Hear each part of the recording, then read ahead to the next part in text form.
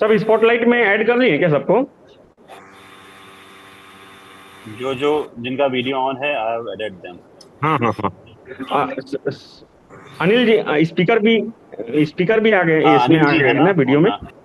जी जी, on. हाँ। So just तब तक start. We have streamed online also. So good morning, everyone. On this sunny Sunday, I welcome you all for the webinar on the bank audit.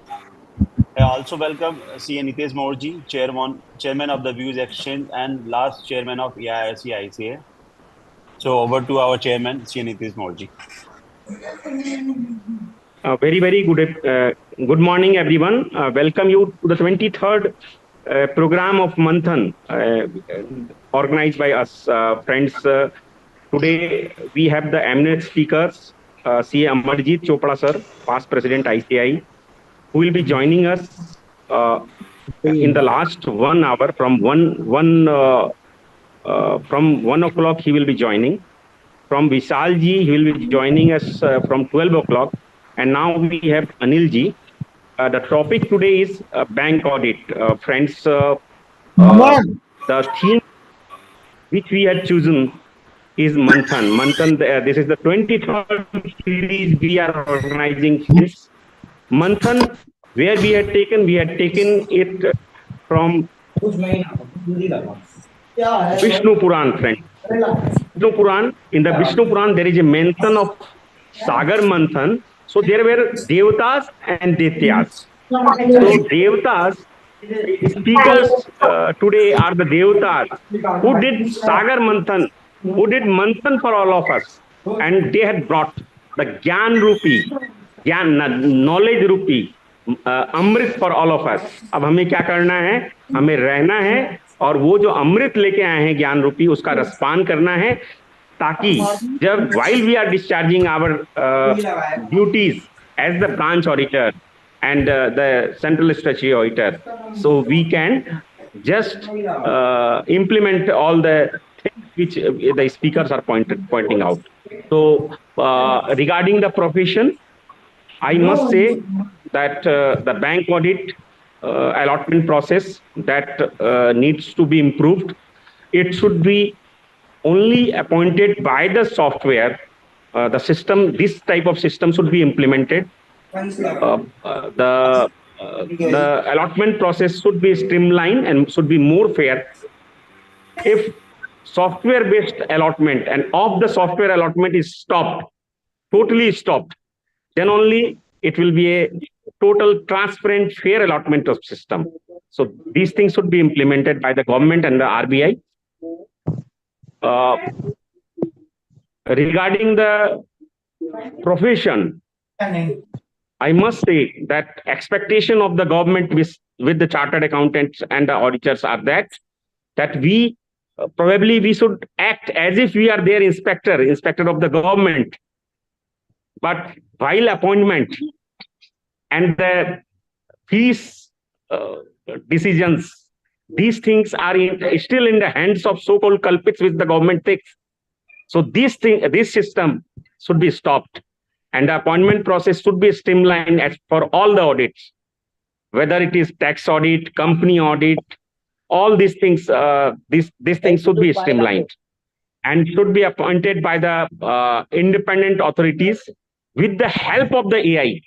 So if AI has taken the help, then the AI can help us in appointments of the auditor. So maybe in the name tax auditor can be appointed by the income tax department, or the company auditor, maybe the MCAs. Maybe there could be a separate cell of the government to appoint to handle all these auditors like CAG. So with this, thank you everyone. Thank you for joining us in large number today. We already crossed 270. So thank you everyone. Thank you, sir, for your welcome address. We have eminent CA Anil Ji Saxena from Kanpur. Now I invite CA Kritika Ji, Secretary of Dibrugarh Branch EIRC, to introduce our speaker Anil Saxena Ji. Over to you, ma'am.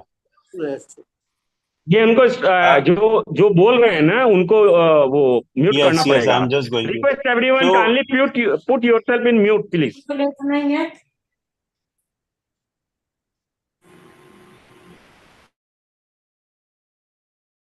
just give me a Kritika ji, moment. please. I'll just change the. I'm changing the setting so that only speaker can speak. Rest will be in mute.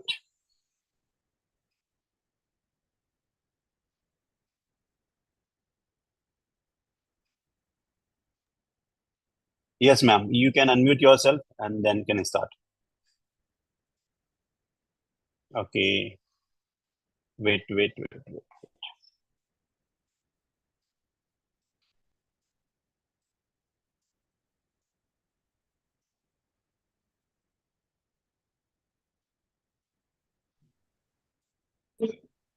Yeah, ma'am. You can unmute yourself.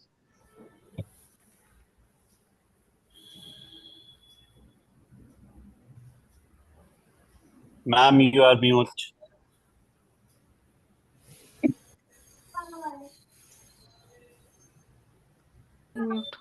Yeah. Am You are I good. audible now? Yeah. Perfect. Yes, okay. Good morning, everyone. CA Anil Saxena ji, he's from Kanpur. He was born on 16 June 1960. So science from Kanpur University and qualified a chartered accountancy in the year 1984. Qualified as a diploma in information system audit in 2003.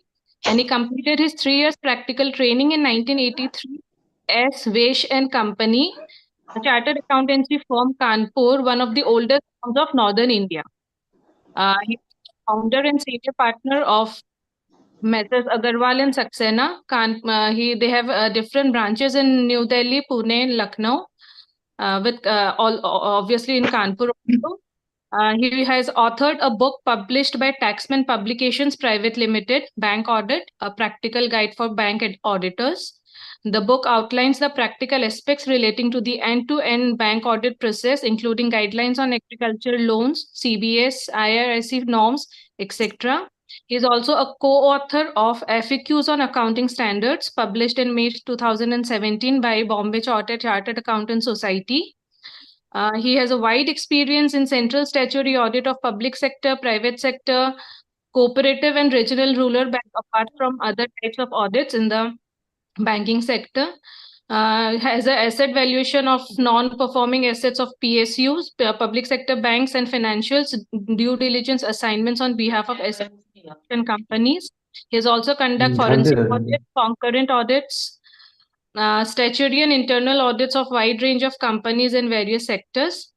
Also was inspection of mutual funds and stock exchanges on behalf of SEBI, Mumbai, and members of commodity exchanges. He is active the chairman, speaker, and member in conferences, seminars, workshop, and study circles in CIRC, KCAS, and other bodies. Active as a speaker on bank audit, Schedule 3, CARO, audit reports, Ind AS, IGAP, in standards of auditing, company law, risk-based auditings, mutual funds, etc. Successfully initiated and conducted various student programs, including the annual interfirm debate and quiz for students of Kanpur under the banner Kanpur Chartered Accountant Society. He was also a member of AASB study group for revising guidance note on CARO 2020 and also SA 540. He was a co-opted member of the Auditing and Assurance Standards Board of ICAI New Delhi for 1920. He was co-opted member of Corporate Law and Corporate Governance Committee of ICAI New Delhi for 1718. He was on the panel of technical reviewers for the financial year 13-14 to 25-26 with the Quality Review Board of ICAI.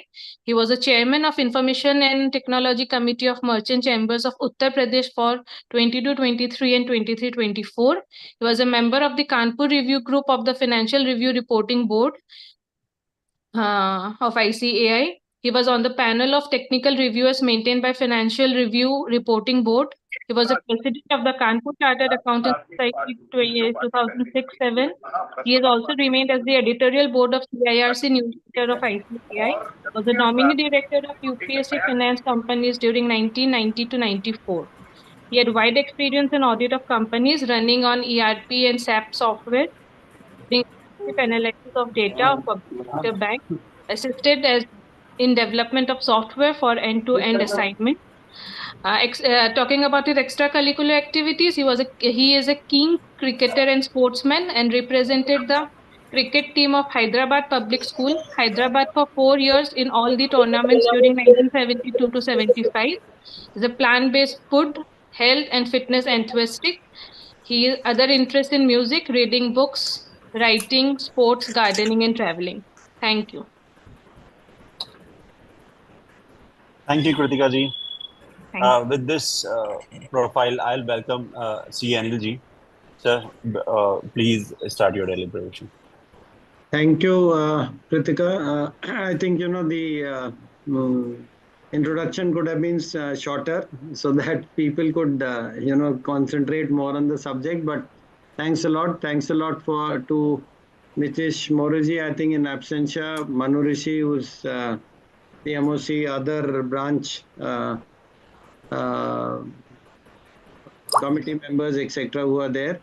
So Manu Rishi, can you just give me an idea as to, what is the time for which I'll be required to speak so that, I can Sir, plan. yeah, so you have 1 hour 15 minutes for your 1 hour deliberation. 15. Right. So also if you can give me an idea of the kind of branches, generally, you have a large number of people attending, nearly 350. So can I assume that, we concentrate more on the medium level branches and agriculture advances? Because I was told to, So I guess medium level branches are more here. Agriculture branches are very negligible. So maybe 1% or 2%, that's it. Okay. So all the branches you would be more in the medium level branches, right? Correct, sir. Okay. Nitish Moraji, he told me that, initially that he would like me to take up the IRAC norm. So what I'll do is, since I have only around 90 minutes, I'll concentrate on that. At one point of time, he had also told me that, maybe Chopra ji and Vishal Doshi ji may not be able to attend. So you may have to take up the entire 3 hours. So I've planned in such a way that, in case there is this thing, we can take up other topics also. But right now, what I'll do is I'll run through only the part which relates to the IRAC norms, right? Correct, sir. Okay, And, sir. Vishal Doshi ji confirmed that he will join around 12:15 or something like that. That's fine. So we have around an hour. I think, we should be able to do it. And in case, there is a delay, we'll do that. So, I'll straight away share my screen so that, we can get started. Sure, sir. Thank you.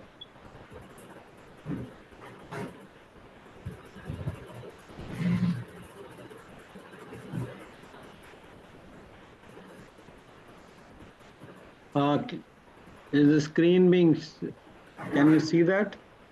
Yes, sir, it's visible. Just 1 second, I'm some issue.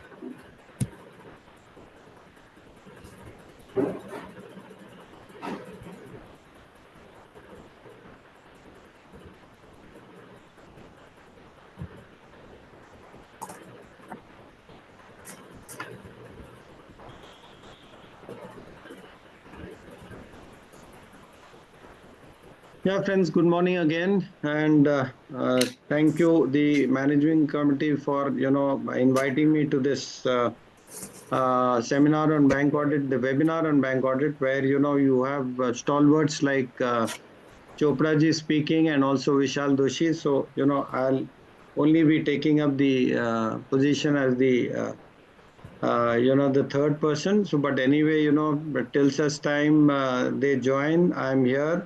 And I think, to smoothen this out, depending on what the management of the management committee of the webinar is held, do you want us to take the questions post the deliberation, Manu Rishi? Definitely, sir. We will complete the deliberation first, then we will take the question and answer. Better. So, broadly what I had planned was that, we take up the smart planning part, which I'll not do it right now because we'll concentrate on the IRAC norms. I'll concentrate on the smart planning part relating to the IRAC norms. And in case, subsequently we do have time, so we can also take up some case studies, right? So quickly, Right. an introduction just to give you an idea to all of the members here that, the general banks are in a good health for the past couple of years. As you can see, the NPA ratio, the gross and the net NPA ratio is going down. So, in terms of the IRAC identification, generally, you would get an impression that, the NPAs have mostly been identified by the system. But, friends, I'll still tell you that, you need to concentrate on identifying NPAs because there are possibilities of evergreening across banks, which we will discuss as we move along.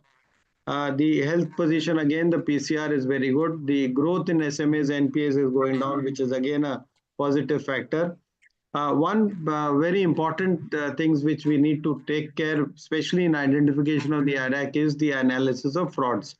Now, the Reserve Bank has always been concentrating that, identification of frauds, both from the management side, the bankers, and also us as auditors is an important aspect of the entire audit process which is done. So, like you can see that, from, in fact, 2018 was the time when, the number of frauds was identified was very heavy. But even from 2021, if you see 22, 23,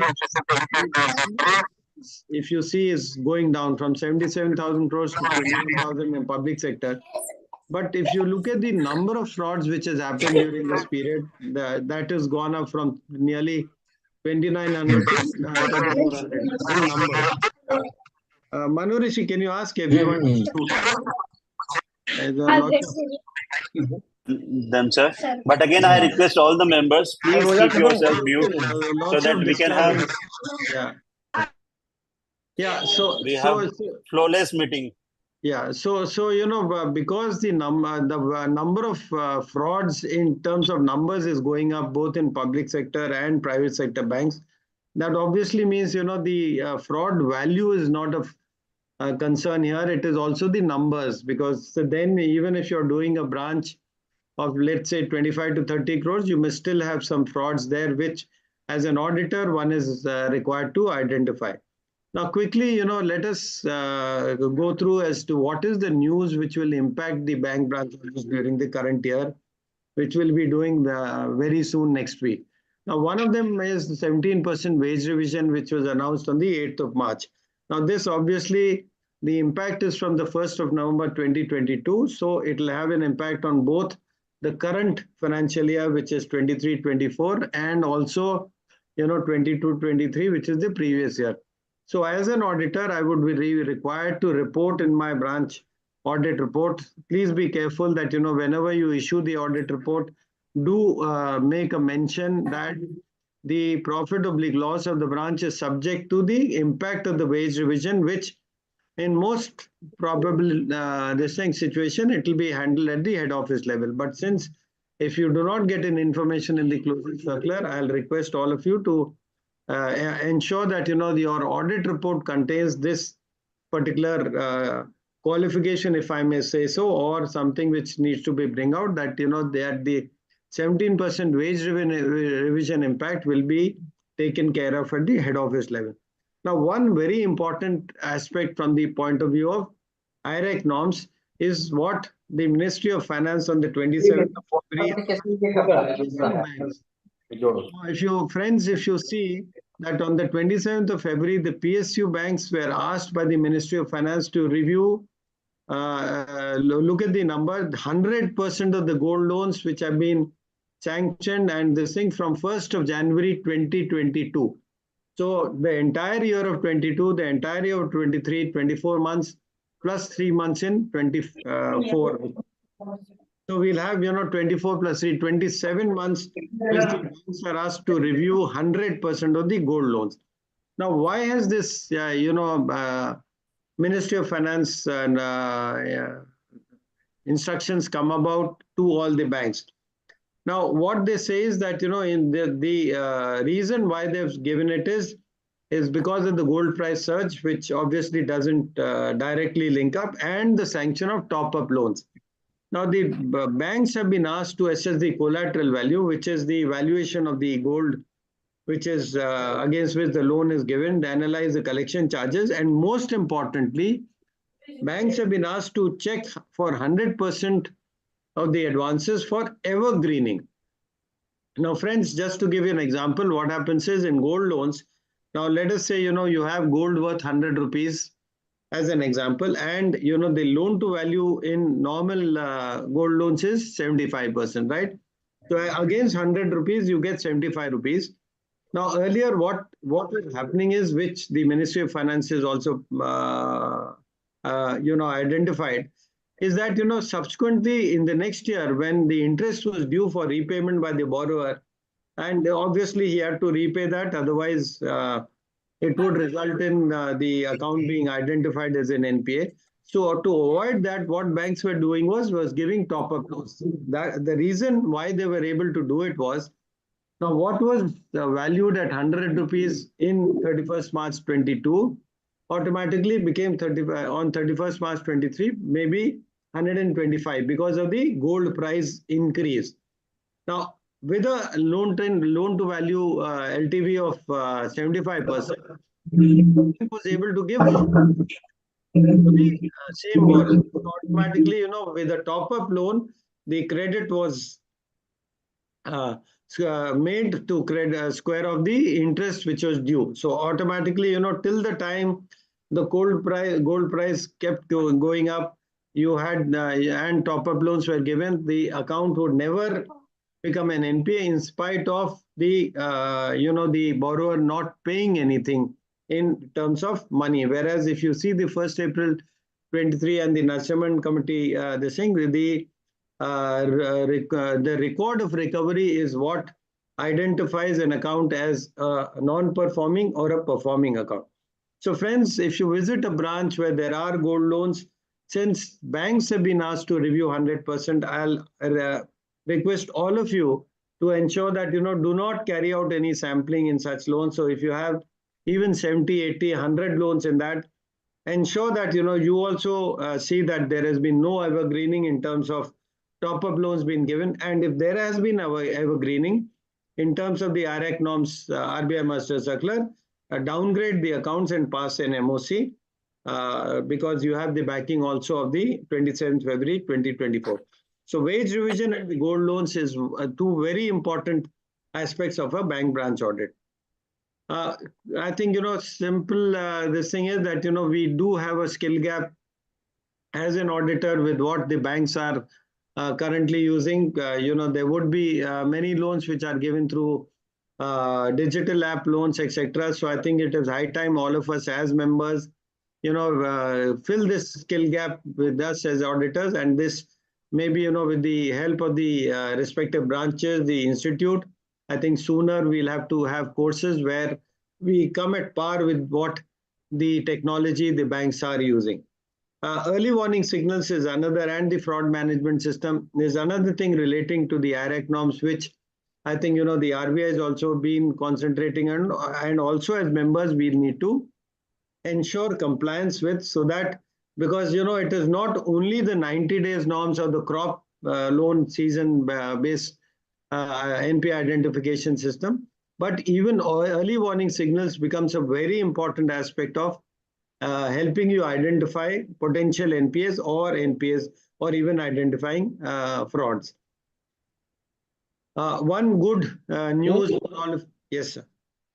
One good news for all of you is that during the current year, which is 1st April 23 to 24, so when you will be auditing this current year's branches, there has been no change in the RBI Master Circular relating to IRAC norms vis-a-vis what was applicable during the past financial year of 22-23. So exactly the same IRAC norms as you did in the past year, but I think through these systems, I think the management committee actually tries and does is that, it fills you up with the data, and because, not many of us would be auditing banks right across our working time during the past year, unlike what we do in company audits, tax audits, and GST audits, etc.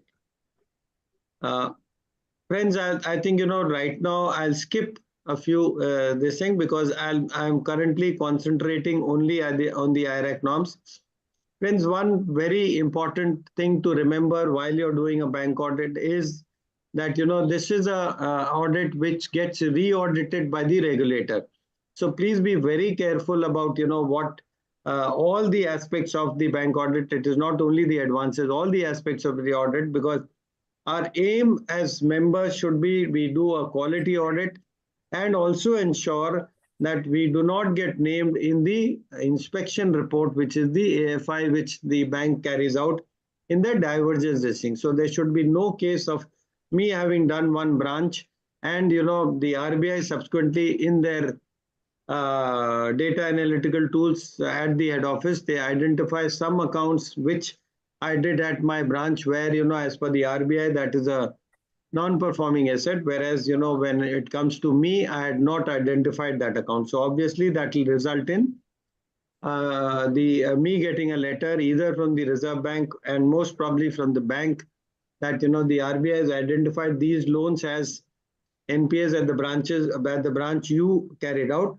whereas, in your report, you have not identified so kindly explain as to why. So, we need to be very careful to ensure a very thorough audit of the bank, ensure that, your team is properly manned.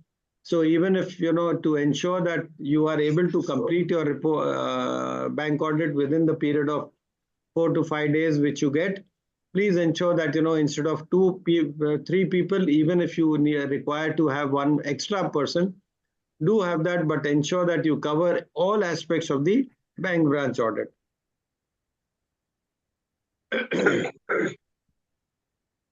Quickly, I'll just like to point out to all of you that, ever since the LFR got revised, LFR you can use other than the audit program, you use the audit, LFR paras can be used as an audit program or a checklist. It has literally most of the aspects of a bank branch audit. And to my mind, based on the review I have carried out, I feel that, the LFR paras cover nearly 80 to 85% of the aspects which are required to be carried out by us in the bank branch audit. Now, I think, these are two very important documents which, friends, I think, all of us should, all of you should concentrate on. I've been doing it. I've developed these two documents I've been using them for nearly 25 years. So primarily, because advances, I will not say they are the most important, but because advances are one of the important risk portion of the bank branch audit. Now, let us say, at the branch where you go, you carry out based on the sampling of the LFR. Now, if you know that, based on the LFR, when you identify large advances, the system which has been fixed for identifying large advances is that it has to be 10% of the fund-based, non-fund-based advances of the branch or 10 crores, whichever is less. So all those accounts which fall into this large advances definition, you will have to list out even in the LFR. And also, other than that, you need to carry out a process audit of all advances, a sample of those advances below that. So above the large advances cutoff limit, there is no sampling allowed. So it is 100% transactional audit which you need to do. But below that, you can do a process audit and also sampling. Now, let us say, the entire sample which you identified is, let us say, a total sample of 100 advances. And after the review in 2 or 3 days, you come up with a total sample of 20 accounts where you feel that, these are accounts which are potentially NPA and need to pass the MOC. So what you do is you get into the discussion with the credit manager and also the branch manager. Tell him that, this is the reason why you feel these accounts are NPAs and I need to pass an MOC. Now, post-discussion, post-clarifications, post submission of certain documents by the the branch manager and the credit officer, you would obviously, there are many, during your review, it could be possible that you would not have identified, or you would not have come across certain documents based on which you would not have told them that, this is a potential NPA. Now, based on all these documents and clarifications, etc., which you get, now let us say that, you finally agree that, out of the 20 sample advances, 15 are those advances which I do not need to pass an MOC. And 5, the branch management and you also agree and you pass an MOC. So what is my documentation SA 230 requirement? Because, friends, it's very important that, we document everything what we do. All of us do a very good job in doing all audits, but where our weakness is that, we do not document it as well as it should be required to. The documentation requirement is that after 2 years, if somebody queries you on anything, I should be able to identify that, this was the account, this was done by Mr. X, and this is the clarification, etc. I mean, I should have everything relating to that. So to help you do that, what I would do personally, is I take a printout or an Excel-based file of the past 6 months to 9 months of these particular accounts where, obviously the operations in the account would be weak. That is why I've identified them as a potential NPA. I take a printout of that, or I put it in the my soft backup, this thing as an Excel file. I then, on each account, especially those 15 accounts where I thought they were NPAs, but they finally, after discussion, I decided that they are not NPAs. I would write down the paras of the RBI Master Circular or any other circular, basis which I am not identifying that account as an NPA. So number 1 is that I will actually write it down or put it down in the Excel file I have taken as a backup. Number 2, I will also, together with that, make a reference of the clarifications which are given by the branch management. Third, I will also make reference of the documents I took. Maybe, the sanction letter, maybe the valuation report, which I did not have at that point of time, because of which I was saying that, the valuation is less and, I need to make a provision more than what you've already done in maybe a D1 case. Maybe a copy of the forensic audit report, maybe a copy of the stock audit report. So all these things I should have. The reason why I need to, and similarly in the accounts where I've classified an MOC, accounts which I've classified as MOC, I need to also write down the relevant para of the RBI Master Circular, based on which I actually passing an MOC. Now, the reason why, this is to be done is that, in case, God forbid, you do get a letter from the bank that there has been a divergence with your branch vis-a-vis the RBI inspection. This would probably happen after a year. And after that, if you do not have the documents in your file or in your soft backup, the result is that, I will not be able to give an explanation to the bank or the stroke RBI. For that, I would obviously again try to reach out to the branch manager, which you would have audited. And there are fair chances that at that point of time, the manager has already got transferred to somewhere and he's not there. So obviously, so that is the purpose of taking all documents which are required when you are signing off. So, that is the reason why I also said, even if you require one extra person, no branch management will object to that, to ensure that, your documentation is 100% as per SA 230. So please ensure that whatever you do, please document that very well, so that, at no point of time, subsequently in after 1 or 2 years, if I'm required to give a clarification, I have all documents with me and I'm able to reply easily.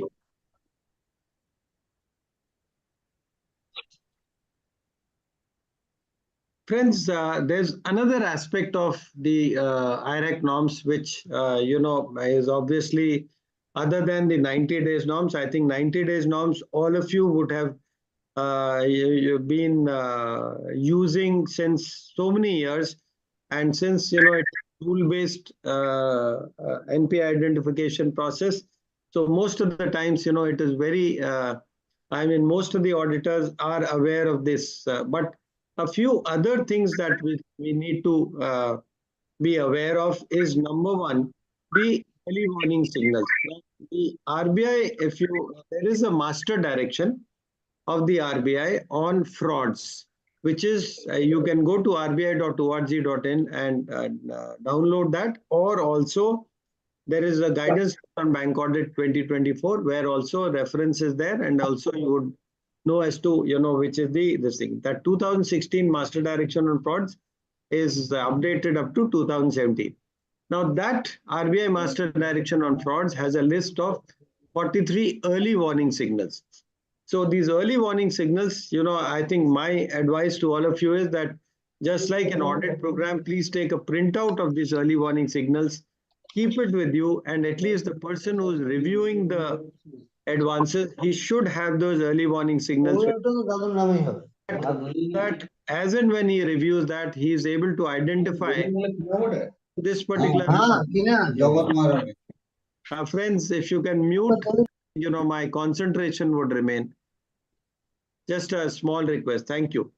So if the early warning signals, that list you have when you're identifying an advance, so out of this 43, let us say you identify that few accounts, you have one or two early warning signals, and other accounts you have, there are some accounts where the early warning signals as identified by RBI are many. Now, let us say maybe 6 to 7. What you need to do is, where there are, one or two minor early warning signals which are there in the list, those you would need to report in the respective para of the LFAR. But when the number of early warning signals in some specific accounts are, material, and they are also large, maybe, 4 or 5, they are important, then in that case, what we as auditors should do is keep those accounts aside, identify those accounts as, think of those accounts as a potentially NPA account, dig deeper into the transaction of the that particular account, and in case you finally find that, this is not, this is an account which needs to be identified as a fraud or an NPA, we will pass the MOC. Now here we will also go by, the next rule of the Reserve Bank, which says that, early warning signals, from the early warning signals, we identify an account as a red flagged account. These are accounts which are there also in the LFAR, which you normally sign. So, once you get that red flagged accounts, here it is saying that, for exposures of greater than 50 crores, you have to identify an account as an RFA. So let us say there are some early warning signals in an account. The Reserve Bank says for at least exposures of more than 50 crores, you red flag that account. That is, you just flag that as a red flag. And banks also have that, other than the limit of 50 crores, banks also have a lower limit for red flagging so that they are able to. So you have to, talk to the bank concerned and find out what is the limit above which they are flagging an account as a red flag account. So maybe, that particular bank, you may have that above 10 lakhs, they are flagging all those accounts, and maybe lower also. So what will be the limit? Whenever you identify some early warning signals from that list of 43, you need to red flag that account. Now, the Reserve Bank says that if the red flag is not removed within 6 months, that is, those early warning signals do not go away from that account, I need to identify, classify that account as a suspected fraud or a fraud account. And, as soon as you declare an account as a fraud account, automatically, I think you would be aware that, I need to make a provision of 100% of the account over a period of 4 quarters if the identification is within time, and if it is delayed, then 100% in the first quarter. So please remember this. This is also part of the LFAR. So it's not something which I'm telling you out of my own this thing. This is part of the LFAR which you're already signing off. So, the question is, you need to red flag an account with a total exposure of 50 crores. This is the question in the LFAR. But for you, I think please query the bank concerned and find out what is the limit which has been fixed for red flagging an account by the bank concerned. And of course, you can also download ask the branch management to download the CRILC report for just to find out whether, there are other banks which have red flagged an account and you have not done it, etc. So these are small checks which you can do other than what red flagging the account. Now, the early warning signals which I talked of, if you see, this is again a part of the LFAR which you're already reporting. It is asking you to confirm, which we have been doing for the past years, whether the system of early warning framework, which is what I talked of, is working effectively. So you have to confirm that, in all cases, whenever there is an early warning signal, the bank is identifying this early warning signal and classifying that account as an RFA, because red flagged account. See, because you are in the LFAR, it says, and is required the early warning signals form the basis of the classifying an account as a RFA.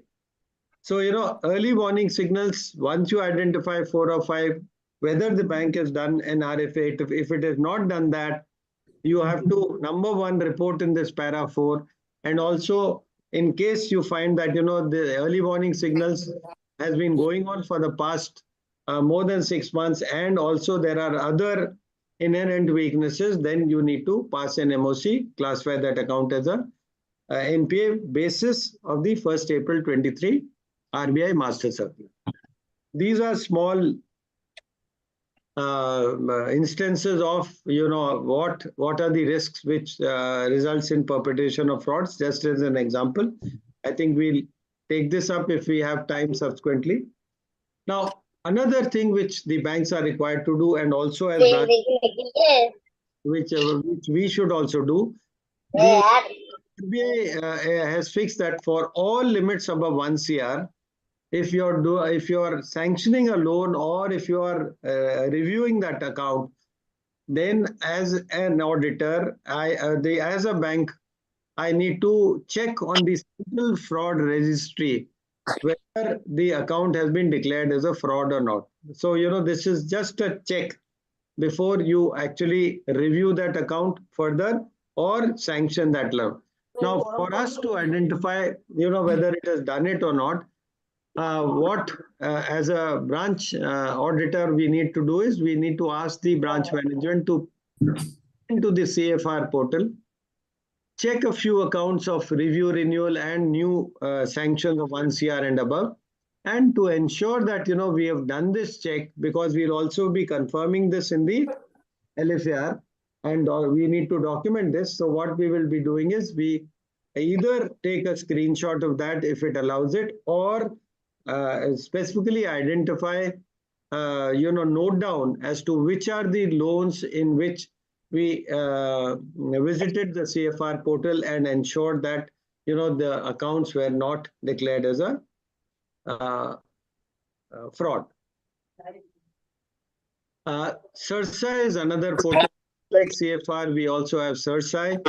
CERSAI, there you do not need to really see the physical title deeds of the property. If you remember earlier, there used to be a number of frauds where the borrower would give a photocopy of the physical title deed to the bank, to bank A, bank B, bank C, and then, loan sanctioned, whereas, the title was the same. So against one title, he would probably get 2 or 3 loans. But now on the CERSAI portal, the current system is that, again, with the help of the branch management, whether it is movable or immovable property, it gets put onto the CERSAI portal. So if you need to check whether the title deeds are clean and clear, then you, with respect to those NPAs, because you'll be more concerned with the non-performing asset. With respect to those, this thing, you can log into the CERSAI portal with the help of the management and check whether the relevant title deeds are in the name of the borrower to whom the loan has been given.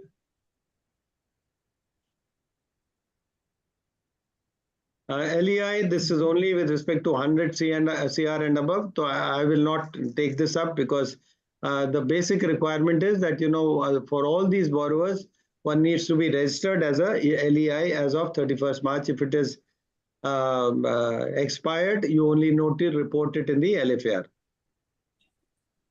Another very important aspect of the LFAR, again, because this is also a LFAR requirement. If you remember that, when you're doing branches, you need to sign off very voluminous, advances statement comprising of details of all the advances, term loan, CC, etc., including the literally 40 to 50 parameters to each type of advance. And now these are actually, named differently by different banks. So, maybe the CCIS or the CIS in a state bank, or maybe ASCROM, Trade Finance, Ladder. So, whereas Trade Finance is not ASCROM. So, this is related to the advances part. Now, what is the risk in this? Why I'm concentrating on this? The risk is that, these are statements which are surround applications and not part of the CBS software where the transactions are entered. So now let us say, you're doing X bank and you check all the advances on the CBS based on transaction codes. And then you are asked to sign off the provision and the NPA, etc., because the system identification of NPA is done on the CBS. The provision is done based on the security, etc., or based on the statement of advances which come out in as known as CIS, ASCROM, etc. Now, what is the risk here? Now, these particular surround application tools, they import the data from the CBS and then run this separate tool. So obviously, there is always risk of, backward data integrity issues, data mapping issues, which could possibly, somebody's raised a hand. I think, can we do it once this thing, or you want me to? No, there's no question here. So the risk with these statements is that, there is a possibility, there is a risk, or the control risk of, which is not there in the CBS. So, there is a possibility that the date of NPA could have been tampered with.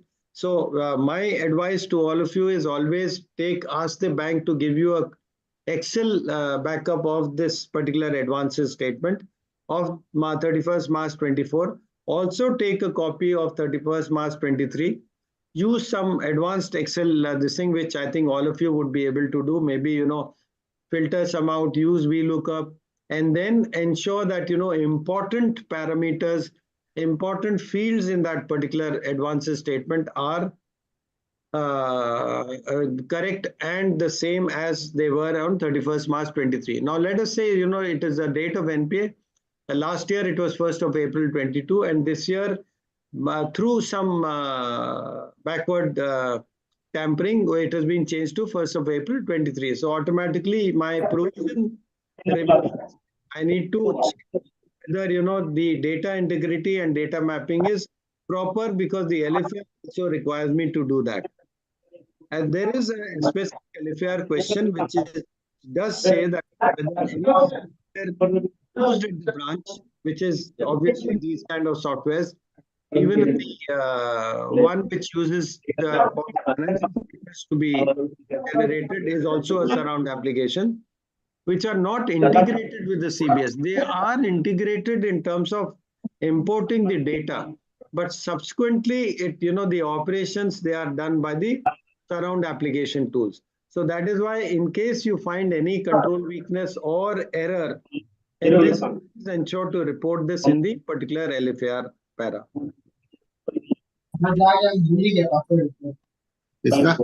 Another very important in also terms of the IRAC norms is reviewing the exception reports which are generated. I mean, I think the exception reports in terms of, as a branch auditor, they are one of the best support for me, because I'm the exceptions to the various controls which are there in the FINICAL or any other CBS which you are using, that every day at the day end, the branch manager is required to generate the exception report. That's the exception to the algos which are already put into the relevant tools. Now, so these exception reports we need to generate, we need to download and ensure that there are no exceptions which are pointed out at least on 31st March 24, which will result in us as branch auditors requiring us to pass an MOC number one, either for advances or any other aspect relating to the financial statements or certificates which I'm signing. So please ensure that the exception reports are generated number one for 31st March 24, and also at least 3 or 4 days during the past odd sample days during the past 90 days. So this will give you an idea of you'll be able to identify by reviewing the exception reports whether there are any advances which probably are being reported in the exception report. The branch manager is probably giving him ad hoc sanctions or overdrafts which are getting reported in the exception report. So this will help you identify whether those accounts, so you help you identify those accounts as potentially weak account, because that is where the branch manager is helping them by giving them ad hoc limits. So not necessary there would be potential NPAs, but would help you identify accounts, if any, which are probably those which requires us to report them as potential NPA account. Now, friends, I request you to kindly mute yourself, sir. Again, this is a part of the LFAR which all of you are already reporting. Now, if you see the last para, it is asking whether the branch is generating and verifying exception reports at the periodicity.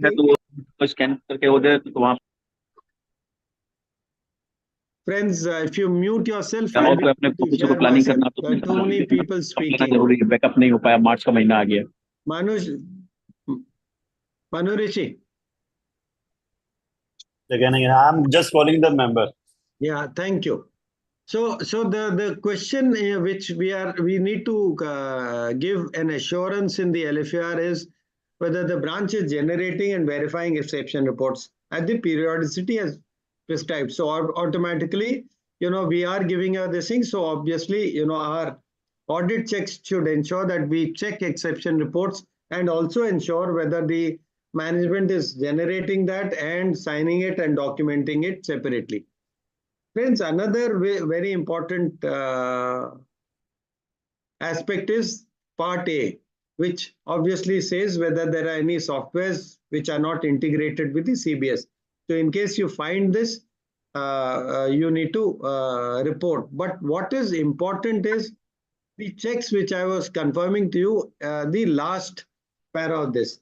Now, what question in the LFAR asks you to do, and we have been doing since past 2 or 3 years, is furnish your comments on data integrity, including data entry, checking correctness, integrity of data, and most important, no back-ended strategies. So this was what I was referring to, that, we should ensure that there have been no back-ended strategies in those advances statement, which work as surround applications, which probably result in, helping the branch retaining or reducing the gross NPAs vis-a-vis the actual NPAs, and also maintaining or reducing the provision vis-a-vis the actual provision which should have been there. So I think since this is a requirement of the part 3 of the LFR, I think all of us would be very careful, especially when we are signing off the advances statement. So my advice to you is that please ensure that you download that, ask the branch management to give you a soft copy, or maybe the regional office or the zonal office, from wherever you get it. Take copies of 31st March 24, take copies of 31st March 23. Do all the checks, data analytical tools you can do, so as to ensure that the data integrity is maintained, the correctness of the data entry is maintained, and number 2, no back-ended strategies have been. And in case you find that this has been, in case this has been done, number 1, you'll have to report this here. Number 2, you'll also have to report in your IFC of Internal Financial Control report, in case your branch is identified as one of the IFC report, and also, because that becomes a control weakness. So this is one important, and also the first part of this slide, which requires you to confirm whether the system warrants expeditious compliance of the exception report. So obviously, and if there are any major observations. So this is again, as at the year end, take a copy, document the exception report, ensure that there are no exceptions which require us to ask the branch management to pass an MOC or an adjustment, and ensure that there is a complete compliance of the exception report, because that would impact the financial statements which I am signing. Another very important aspect in our IRAC identification exercise is the CRILC report. Now, CRILC report has been going on since a number of years. The Reserve Bank the banks are required to report that, and also to the Reserve Bank, and also identify or classify the accounts as SMA 0, 1, and 2. Now, 0 is 0 to 30, 31 to 60, and 60 to 90 is the SMA 0, 1, 2 report. Now, why is this important to us? If you are reviewing the CRILC report, and if you find that there are some accounts where the SMA 2 accounts are getting identified in the SMA 2 category, they've probably been done at least 2 times during the past 6 months, or SMA 1, it is regularly getting into the SMA 1 category. So this will help you identify those accounts where there is potential stress, because the borrower is not able to clear the dues within the SMA 0 time, or as soon as it becomes due. So those accounts, you will, based on the CRILC report review, you can identify as those stressed accounts, and then when you dig deeper, maybe think of it as a potential NPA, or in worst case, if you do find that there is an inherent weakness, I pass an MOC if required and classify that account as an NPA. Now, again, what advice I gave you in the previous slide, now the same thing is required in the LFR. So like I said at the time when I started off my deliberation, is that the entire LFR as of now is a complete audit checklist. It literally helps you identify at least 80 to 85% of the audit. If you can probably convert that into a branch audit program also, and pick up other things based on your experience. Now, if you see the question, it says the first question is what is probably talking of, that back, the one which we talked of here, no back-ended strategies. So the LFR asks you to confirm that the identification of substandard, standard, doubtful loss through the computer system is obviously now CBS, since many years, is being doing it based on a system. But the only issue is that, once it goes into the surround application tool, does it remain the same as it is in the CBS? That is what we need to ensure, that there are no back-ended strategies to improve the asset classification or the provision. Then comes to the SMA 012. So it is not only the RBI does not expect you to only report the standard, substandard, doubtful loss identification. It is also asking you to comment whether the system of classifying the account into SMA 012 is also correct. So if the question is whether the auditor disagrees with the branch classification of advances into standard, which is SMA 012. Now, friends, I think, generally it would not happen that the classification into SMA 012 would be different, primarily because I think, this is again a system identified this thing, but then process. So, but then obviously, since we are making an affirmation in our LFAR, it is necessary that, as a branch audit exercise, we do test check cases of identification of accounts in the SMA 012 as reported by the bank to the RBI in their CRILS reports. I'll leave this to just remember, like I said earlier, a very good good news in one way is that the mother of the bank branch audit, the IRAC norms master circular, has not undergone any change during the current year. In fact, I did a word-to-word document compare exercise with the earlier master circular and found that, except for a few changes, drafting changes and editing changes, there are no changes made by the Reserve Bank during the current year.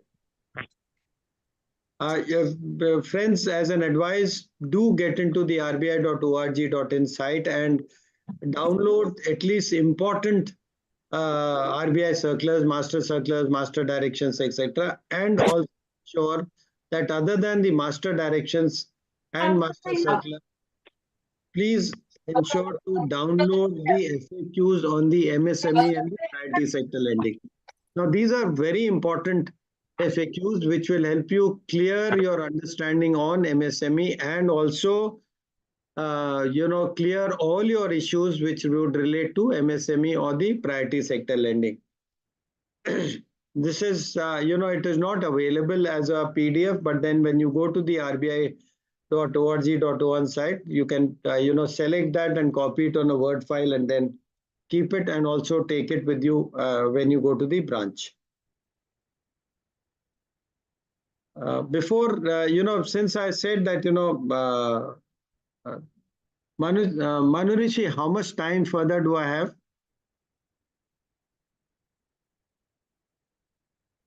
Manurishi? Okay, since yeah. Sir, my name is Manish. Actually, I am hosting with Manurishi, okay. Sir. Yeah, post 12, you were required to do it. Absolutely, sir. Absolutely, sir.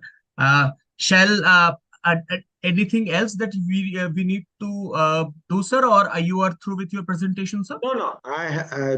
See, initially Nitish told me that, I need to cover IRAC norms. I have a few more things to this thing, but then, depending on if we already have Vishalji this thing, so I would not intrude upon his time. And then Anilji, please continue. I have joined, but you please continue. कोई problem नहीं है, sir. Sir, yes, sir. Knowledge audience is more important. So आप please continue करिए. No worries. I am here only. You take your time. No issues, sir. Good morning, sir. Good morning. Please continue, sir. No worries. Right. I think, I'll quickly run through the IRAC norms, probably take another 20 minutes and then rush through. Sure, no worries. Thank you, please, sir. Please. Thank you, sir. So, friends, I think, just a quick update on, since AI is there, how do you use AI in your bank branch audits? If you actually see the number of documents one has to go through in terms of master circular directions, the FAQs, etc., and also obviously the guidance note on Bank Audit 2024. If you actually have it in soft copy in the PDF copies, you'll find that the number of pages is so many, and with today we are already on the 24th of March, and we may have to visit the branches on 2nd. So the planning part, one will not have enough time to go through that, and also ensure that the entire team covers all the relevant, is able to read all the bank's closing instructions, the RBI master circulars, etc. So I think the chatpdf.com is one very good help which all of you can use. And the unfortunate part with chatpdf is that you can it only allows you small documents of 2 PDFs per day. So for a branch, I think if you can spend around 460 rupees per, I think somewhere around that, for a month, you can then go through query all these voluminous documents. Especially I did it on guidance note on bank audit and others. It is such a wonderful help one can do. As soon as I query it on some aspect, it immediately not only gives me the relevant para, but also gives me the page number. So, within a minute, I'm able to query that, get into, let us say I'm not clear about what is CRILC, what is EWS. I immediately query that. I probably use the RBI master direction on frauds or the guidance note on bank audit. I go there and automatically I'm able to access that and ensure. So the whole process takes me 5 minutes, which otherwise would have taken me much more. Google Bard, I think all of you are free, that you are obviously aware that it is a free this thing, and it is reasonably good, but I would request all of you not to query it too much on the agriculture part, because I did try that, and I found that most of the time it was not aware, but only after cross questioning it is able to give you the correct reply. But otherwise, NPA norms, I think it is very smart. It is giving good answers. And then like webinars like this, 3 hours, very difficult. You may have many other bank audit YouTubes which you would probably want to listen to before you actually start your bank audit. Then you can use u-TLDR, which gives you the entire script of the webinar. So that will again help you in using that.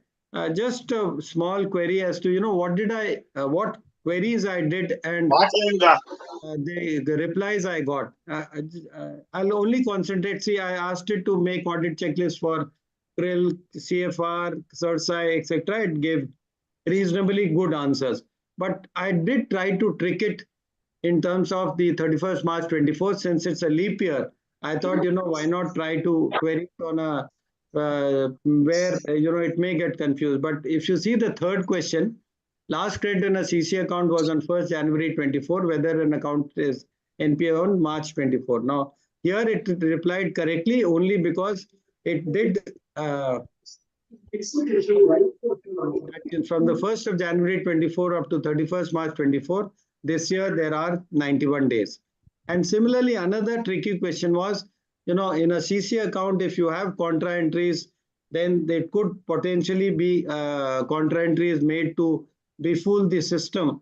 Evergreening process is normally done by a debit and credit to ensure that the credits are enough to cover the interest debited and the 3 paras which are there in the out of order 1st April 23 RBI master circular. Here also, I think what it said was that it is a potential NPA, so one has to look at it.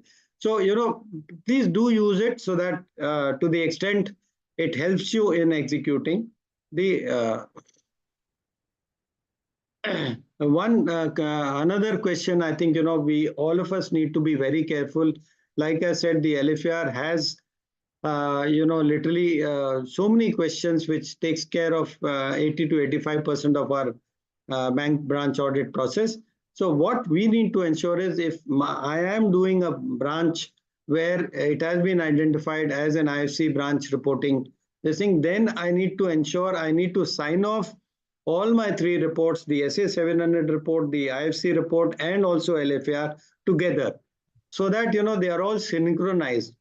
there have been, I think, as a central auditor, there are many times when one would find that, the LFR is reporting something and the main audit report is something, the MOC is diverse with what the LFR is reporting. So I think, to save our this thing and to ensure quality reporting, we need to ensure that all the three reports are synchronized and there are no mismatches and no contradictions amongst these things. So when I said that if there have been backward, there are integrity issues in the data, etc., then automatically I need to report it as a control weakness in my FC report and also in the respective para of the LFR. I think now we have, the normal 90 days norms, which Joshiji, we can take up in case, we have time, this thing, because I think this has been there since many years. Manurishiji, Yes, sir. What I thought was, these are normal rule-based aspects of IRAC norms, which, we have been using since many years. So if you want, I can probably quickly run through in 5 to 7 minutes and then, leave the Mr. Vishal Doshi ji to deliberate after that. Perfect, sir. Perfect. So, friends, just to help you revise the IRAC norms, although you've been using it since many years. So, a broad definition of NPA is any asset which has ceased to generate income. And again, I think, this is a very important aspect. One needs to remember that it is only on the record of recovery. So, however secure the balance may be and other subjective conditions, only if the account has the color of money, actual money coming into the account cannot be classified as a performing asset. Changes which were made last year is, I think, just to help you revise. Number one, whenever an account, there is a day-end process which is happening, which happens every day. So let us say, a bank is doing a day-end process today. Today being a holiday, it would probably have been done, let us say it did it on the 23rd. Now, as a day-end process, the NPA or the SMA 012 classification would happen on the day-end process. So there was this confusion which used to be the reason of a lot of discussions amongst auditors and the branch management.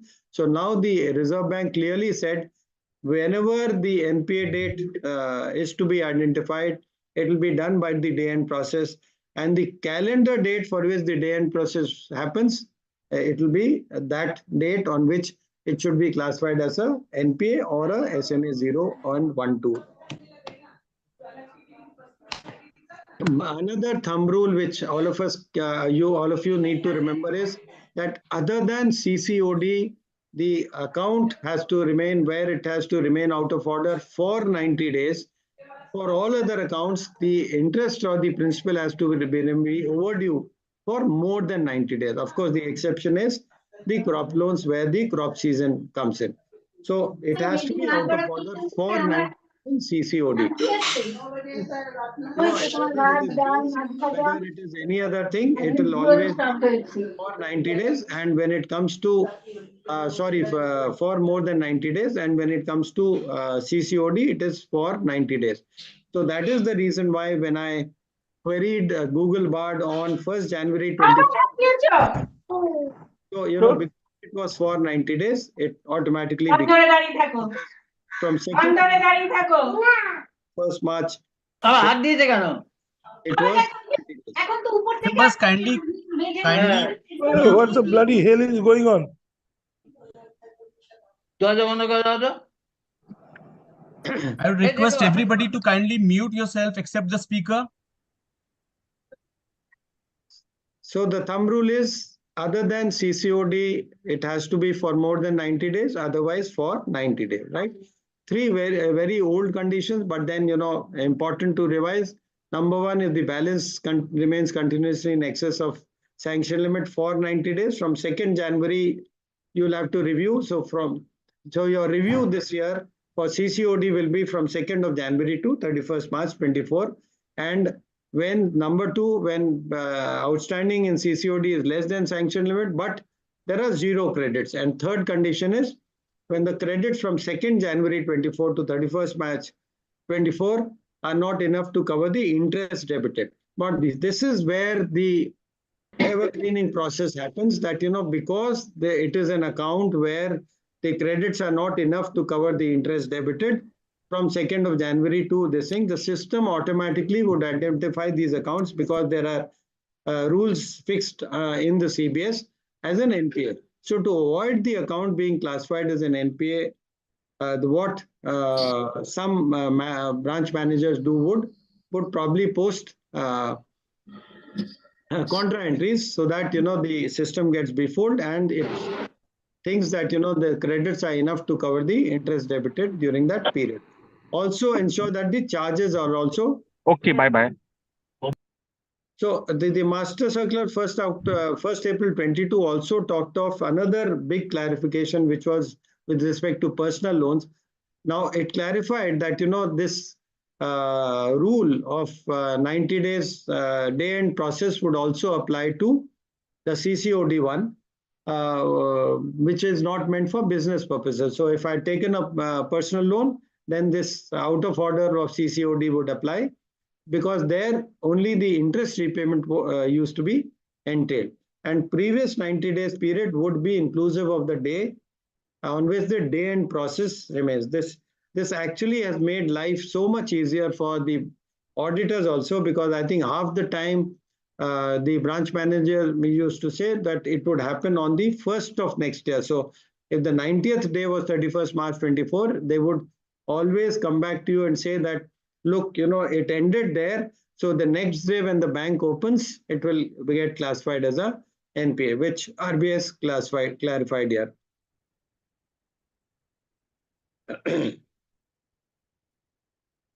So, here again, it also talks of, very few entries if you find in a CC account. The RBI Master Circular has this thing that, it indicates inherent weakness. And these are accounts where, the accounts where the system-based NPA identification CBS would fail, because here the RBI wants you to look into the performing status by obtaining satisfactory evidence. So obviously it requires us to handle these type of accounts with care and subjectivity, because it could be many aspects. And so, the solitary few credits could be from a borrower maybe, or maybe from unutilized limits of one of the bank's borrower, my own associate firm where I do not have a business relation, because some loan can be from any other account as long as there is a credit. But when it comes to CCOD, it has to be a business transaction to this thing. And then I could also give a temporary loan to review this. So various things could happen. That is why these are also identified in the RBI for enhancement. I'll just, I think, close this by one clarification, because this is something which most branch auditors find, they face when they go to a branch, is about the review renewal. Now, the RBI Master Circular on IRAC norms talks of that, if 180 days, if the account has not been reviewed or renewed, then I need to, the management and also the branch auditor needs to classify that account as a NPA. So effectively, if the review has not been done since 3rd October 2023 or before, then all such accounts would become a NPA. But the problem here is that, whenever branch auditors have been going, management says that, we've done a quick review, and because of which the account should not be classified as an NPA.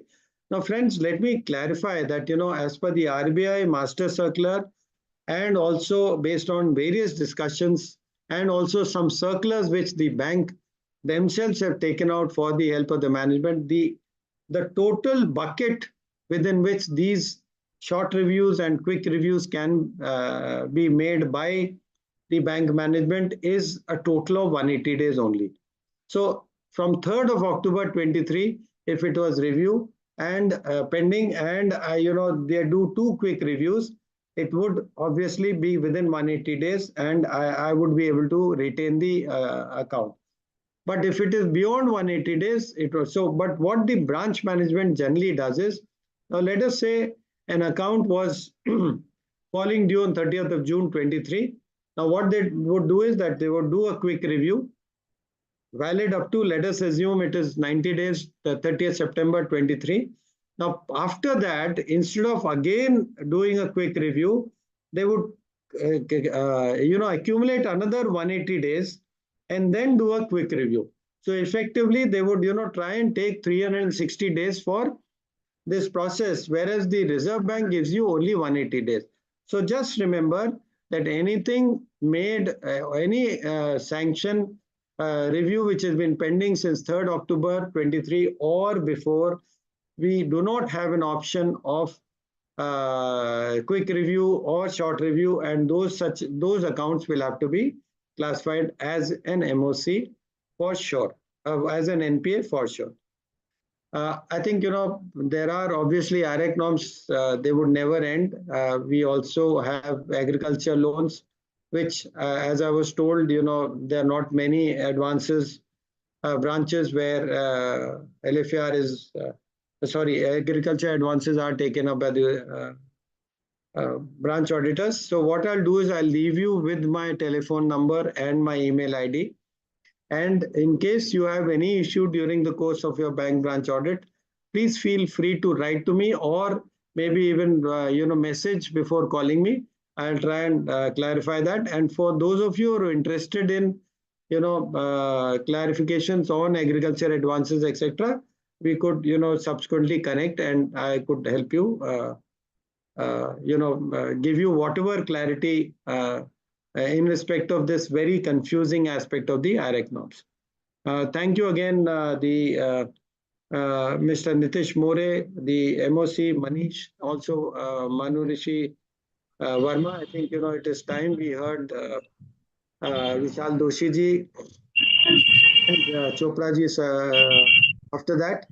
And thank you for a patient hearing. And questions we can take up after deliberations by both the. Thank you. Thank you very much, sir, for such an wonderful deliberation, sir.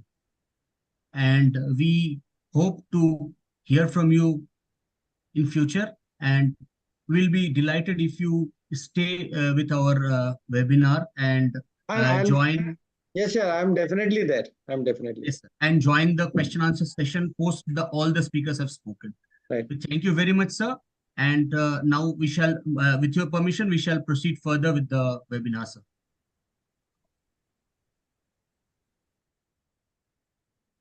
Sir. Yeah, I think Vishal sir has joined.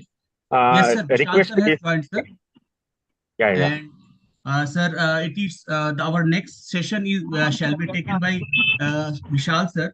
Vishal sir is a Central Council member, and he is also the convener for Center of Audit Quality Directorate of ICAI.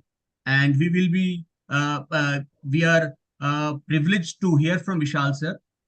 For a formal introduction of Vishal sir, I would request Pratik Poddar ji, the chairman of Dibrugarh branch of EIRC Study Circle, to kindly introduce Mr. Vishal Doshi to the August members of this webinar. Pratik sir. Yes, I am here. I would request you to kindly formally introduce Vishal Doshi sir to the members. Sure. Very good afternoon. I am Chairman Dibrugarh branch of EIRC of ICI. Vishal ji, with his 25 years of experience as a practicing chartered accountant, has a penchant for learning and sharing. It is often said that knowledge is power, but Vishal ji believes that in any professional journey, knowledge is a pursuit, and that it is power only as long as it is shared. He is a believer in capabilities of Indian chartered accountants and is often seen discussing topics of interest with his colleagues, article students, and partners alike. He is widely known as a subject expert in auditing and insurance field with his in-depth knowledge and insight in Ind AS, IFRS, accounting standards, auditing and assurance standards, corporate and regulatory laws, enterprise risk management, and host of other technical as well as non-technical subjects. Let us hear from him directly. And he has also been elected as a Central Council Minister at ICI for the term 22-25, and he's also the Vice Chairman of the Auditing and Assurance Standard Boards of Studies and Expert Advisory Committee at ICI. Further, he is also a member of various standing and non-standing committees of ICI for 22-23. Let's hear from him directly. Thank you. Thank you, Pradeep ji. Vishal sir, welcome.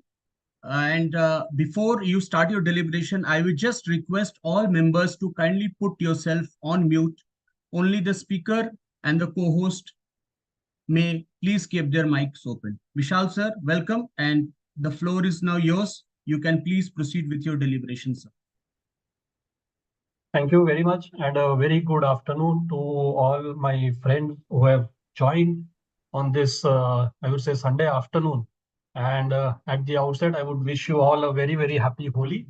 And let me be very honest that I have taken the liberty to be in my casuals because it is a very rare occasion that we get this opportunity. But I have taken that liberty. Anil Saxena ji, that was indeed a very, very detailed presentation. And I, on behalf of all the participants, thank you for that. And the advantage I have is that हम लोग जब ताश खेलते हैं तो इक्का is the most important card, you know, A. And the advantage I have is मेरा आगे भी A है और मेरे बाद में भी A है. So Anil ji has covered a lot of things which I can afford to skip and miss. And whatever I skip and miss, mere baad Amarjit Chopra sir hai, he would cover up. So I have a very, I would say, a very advantageous position in today's webinar. At the outset, I would like to compliment Nitesh ji and the Asansol branch, Dibrugarh branch, Durgapur branch, Raniganj branch, Tinsukia branch of EIRC, and the Views Exchange Study Circle who have come together for this webinar.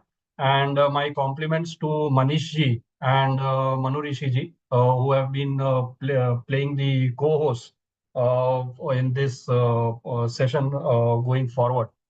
Well, friends, my role is very limited and very specific, I would say. It is more on the side of the audit documentation and definitely the use of, I would say, technology in the bank branch audit. So it's not about the chat PDF that Anil ji was mentioning or any such tools.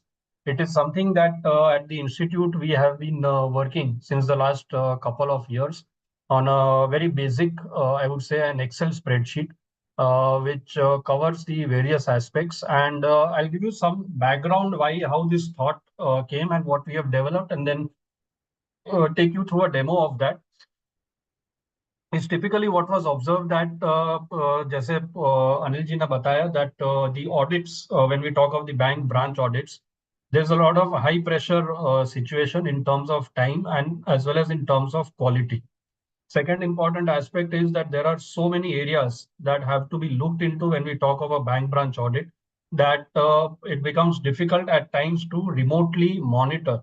And especially in situations where an audit firm gets more than one branches, दो branch कभी मिलते हैं, कभी तीन भी मिलते हैं, तो parallel audits चलते हैं. So as a proprietor, as a partner, how do you actually, monitor the situation at each of the branches? It becomes a challenge. And therefore, the thought came to us at the CAQD, the Center for Audit Quality Directorate, where I was the convener last time, that why don't we build up on a tool or utility by which it becomes very easy for members to monitor the progress as well as keep a check on whatever are the activities that have been done. And also very important is what is again connected with my topic is on the documentation part, that how do we create a documentation, a trail of the activities that have been done during the course of the audit. So that was the whole background, the whole philosophy behind coming out with this utility. And I'll just take you through the utility. I'll share the screen for the benefit of all the participants. As you can see, this yeah. So this is a Excel utility where you can download it from. आप CAQ के website पे अगर जाएंगे, that is Center for Audit Quality, CAQ ICI. On the website, on the homepage, on the left, or I would say on the right side, you will find a list, a lot of these tools and utilities that we have come out. And उसमें सबसे ऊपर है ये utility on the bank branch audit, the 2024 edition, version 2. In fact, we released this utility in the first week of February, I would say. And immediately then we came out with some further improvements for the benefit of our members. So we had come out first time with this utility last year in 2023. And then we did a survey of members who had utilized it. And we got a very important, I would say, constructive feedback of the areas. And therefore, these are some additional things which we have updated in this 2024 edition. So first important thing is we'll say is about the engagement team details. From a documentation point of view, I would say from a auditing standards also, when we talk of audit planning, when we talk of SQC, standard on quality control, an important aspect is that how you are able to develop the whole resource planning आप कैसे करते हैं कोई भी audit के लिए, not just bank branch audit, but कोई भी audit के लिए, it becomes very important from that perspective. And therefore, what we have done is we have tried to build in this sheet where, let us say, up first column mein, you write the name of the person. I'm just doing that in front of you. So you have as a proprietor or partner. From earliest date, अब यहाँ पे आप कुछ type करेंगे तो आपको type करने नहीं देगा. That is a protected sheet, and I'll tell you how and why this is. Let us say then we have Mitesh, why? Then we have a qualified assistant. So let us say I'm just giving a name. Subhash is there. And then I am having another qualified assistant, Meera is there. And so this is the list. अभी यहाँ पे जो G column है, G column में आप जब audit start करेंगे, very first day of the audit, you will have to enter that date. अभी ये बाद के कॉलम से आप देख रहे हैं 11-1900 21-1900 आ रहा है, that is all formula driven.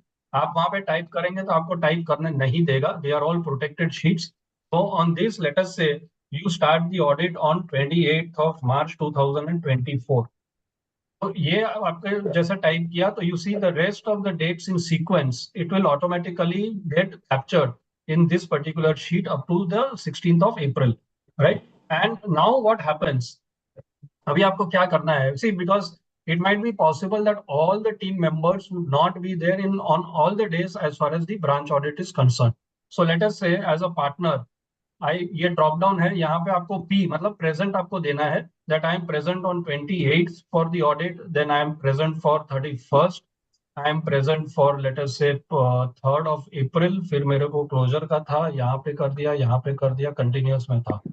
And then let us say Nitesh, he was there on the other days, and some days were common, continuous, he has been there for the monitoring. Then we have Subhash. So he starts here, and I'm just giving some random numbers. And here, यहाँ पे closing का time, Meera joins. So if you see, अभी ये column D and E में the dates automatically capture हो गए हैं. What it comes from the earliest date, मतलब विशाल ने assignment, ये bank branch audit assignment. So this sheet has to be maintained branch wise, right? It's not multiple branches in one sheet. For this file, I would say हर एक branch का अलग अलग आपको maintain करना है. So 28 मार्च को मेरा फर्स्ट डेट था. April was the last date when I was present, and in between I was not present for all the days. I was present for only 6 days. So although अगर आप calculate करेंगे from 28th March to 6th of April, it would come to 9 days, but I was present for only 6 days. यहाँ पे वैसे ही earliest date, last date, and the number of days present, it automatically gets captured. So the purpose of this particular sheet in this file, one is a regular attendance of all the people who are associated with that branch audit. And second, many times at the branch also, we need to submit the details of the presence of people on different days and of the different designations and all. So ये एक comprehensive आपका monitoring sheet भी हो जाएगा. And third is from a documentation perspective, you are maintaining the details of the presence of the resources available at a particular branch. So this is with respect to the attendance. The next sheet is on the MOC, memorandum of changes. तो ये बहुत बार क्या है, आपको जो MOC उनकी system होता है, सिस्टम में आप डालते हैं the MOCs, but that normally happens, I've seen, and on the last days, once you have all the discussions and everything happening, उसके बाद MOC फॉर्म अप होती है और आप सिस्टम में पोस्ट करते हैं. Till that point in time, this is a sheet where you can have the details of the MOCs that have been identified by the team, and that can work as a comprehensive, I would say, repository from a control perspective, from a documentation perspective. ये जैसा account number है, category है, ये तो यहाँ पे drop down भी दिया है आपका. इनकम है, एक्सपेंस है, asset liability, gross NPA, provision for NPA classification, risk weighted asset, security value, others. कौन से कैटेगरी का एनपीए है, यू गिव अकाउंटिंग लेजर. अगर अकाउंट्स में इंपैक्ट करता है तो डेबिट क्रेडिट आपको क्या है वो इंपैक्ट आएगा. नॉन अकाउंटिंग है, like let us it is the risk weightage of asset where it might not have any accounting impact. तो आप नॉन अकाउंटिंग इंपैक्ट में इंक्रीज डिक्रीज करके remark. So this works as a comprehensive MOC sheet. The other sheet is the other matters that is dealt by the statutory central auditors. So many times what happens, there are a lot of activities, a lot of amounts and a lot of numbers at the branch which are not available for auditing because it is everything is captured at the central level. So इसमें ये पूरा एक list बना के दिया है कि क्या क्या एक्टिविटीज है जो ब्रांच में आप नहीं कर रहे हैं. आई एम नॉट सेइंग और वी आर नॉट सेइंग कि ये आपको नहीं करना है, but this is just a checklist to remind that these are the activities which are to be done at the branch level. But if for any reason this is not done at the branch level and is to be handled by the statutory central auditors, then this works as a checklist, and whether you are including that as a part of your audit report, so yes, no, not applicable, आपके पास drop down है. और other matters paragraph जो आपका branch audit report है, weather आपने उसमें include किया है कि नहीं, तो यहाँ पे आपका वो चेक पॉइंट रह जाएगा कि ये आपने उसमें डाला है कि नहीं. बिकॉज अदर मैटर्स में बहुत बार you need to write that these are the activities which the central auditor is to do at the branch level, आपने नहीं किया है. So you are making your position, your stand very clear. So again, this works as a check for that. The next sheet is on communication with those charged with governance. Again, very important from a standards on audit and documentation perspective. So over here, जो आपके important observations होते हैं, you need to keep a record on all of them. क्या observation है, working paper reference number. Like I said, this sheet works a very comprehensive and integrated with your audit documentation that you would be having. तो उसमें क्या working paper reference है, date of communication. आप अपने branch manager है या उनके कोई सीनियर्स है, जो भी है, उसके साथ आपने कब ये इश्यू, ये ऑब्जर्वेशन कम्युनिकेट किया है, whether that has been resolved or not. तो ये पूरा चेक रह जाएगा, पूरा कंट्रोल रह जाएगा that whether it has been resolved or not. Yes, तो इसको आपके ऑडिट रिपोर्ट में आप इसको कैसे ले रहे हैं, weather observation has been resolved and you are putting it as an emphasis of matter paragraph, yes or no. So let us say you give yes, फिर ये अदर मैटर पैराग्राफ के ड्रॉप डाउन में not applicable, because आपके audit report में अगर आपने emphasis में दिया है तो you can not give as part of your modification or other matter. Similarly आपने अदर मैटर दिया है तो you can not give it as emphasis or audit modification. तो ये controls we have tried to build in by way of the drop down. You see यहाँ पे yes जब select किया तो अदर मैटर के ड्रॉप डाउन में automatic NA आ गया, ऑडिट मॉडिफिकेशन के ड्रॉप डाउन में एनए आ गया. अगर एम्फोसिस ऑफ मैटर में आप सिलेक्ट करते हैं no, that emphasis of matter नहीं है, तो अदर मैटर में आपको येस और नो दोनों ऑप्शन देता है. So these are the inbuilt checks that we have built. Let us आप अदर मैटर्स येस कर दिया है तो ऑडिट मॉडिफिकेशन में ऑटोमेटिक नॉट एप्लीकेबल आ जाएगा कि आपने अदर मैटर में इसको रेफर कर दिया है. बट इफ यू से अदर मैटर में भी नहीं किया है, then you still have the option in the audit modification कि भाई आप इसको qualified report दे रहे हैं, then you will say yes. अगर फिर भी आप qualification, if it is not material, not significant, then you may not go for a modification and you say no. But at least this gives you a comprehensive list of the significant observations. So again, you see the heading, it is significant observations which you need to communicate, you need to discuss. So this becomes a very important part of your compliance with the standards on audit. Mind well, bank branch audit में भी standards on auditing और accounting standards सारे applicable होते हैं. So please don't be under that impression that bank branch audit है तो standards on audit applicable नहीं होता है. It is only with respect to company audits or tax audits or any such thing. Standards on audit are applicable, and therefore this works as a tool to ensure compliance with the standards on audit also. Coming to the next sheet on the audit opinion. If you see, modified opinion देना है, unmodified opinion देना है. So when you look at the standards on audit, again this helps you कि आपको इसको treat कैसे करना है. So let us say nature of matter giving rise to modification, financial statements are materially misstated. You feel कि आपके जो भी observations है उसके financial statements are materially misstated. You say yes. Yes आने से अगर यहाँ पे आप देखेंगे ऑडिट ओपिनियन में it gives please select appropriate option in column D and D. So whether it is material but not pervasive, let us say आप बोलते हैं yes material है pervasive नहीं है, then you will have to give a qualified opinion. Hypothetically let us say आप इसको no करते हैं and you say it is material and pervasive both, then you will have to give an adverse opinion. So this helps as a guide for you. आपको opinion का जो है आपका, see many times we say qualified opinion, we use that term very loosely, but let me tell you that when we talk of qualified opinion, it is known as a modified opinion. Modified में फिर there are three categories: qualified opinion, adverse opinion and disclaimer of opinion, right? तो ये तीन में कब कहाँ पे आएगा उसके लिए ये शीट बनाया to help the auditors at the branch level to exercise the opinion rightly. So now let us say ये nature of ये दोनों yes कर दिया, materially misstated भी है और आपको sufficient appropriate audit evidence नहीं मिला है.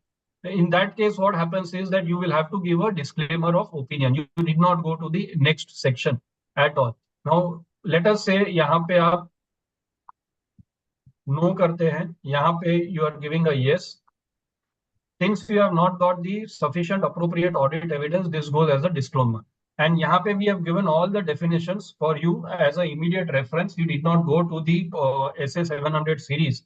You will get the details and information from here itself, and this sheet you can use to ensure. So if you say that this is also no, this is also no, material pervasive, this is also no, then you will give an unmodified opinion. So this way you can keep a check of the opinion paragraph.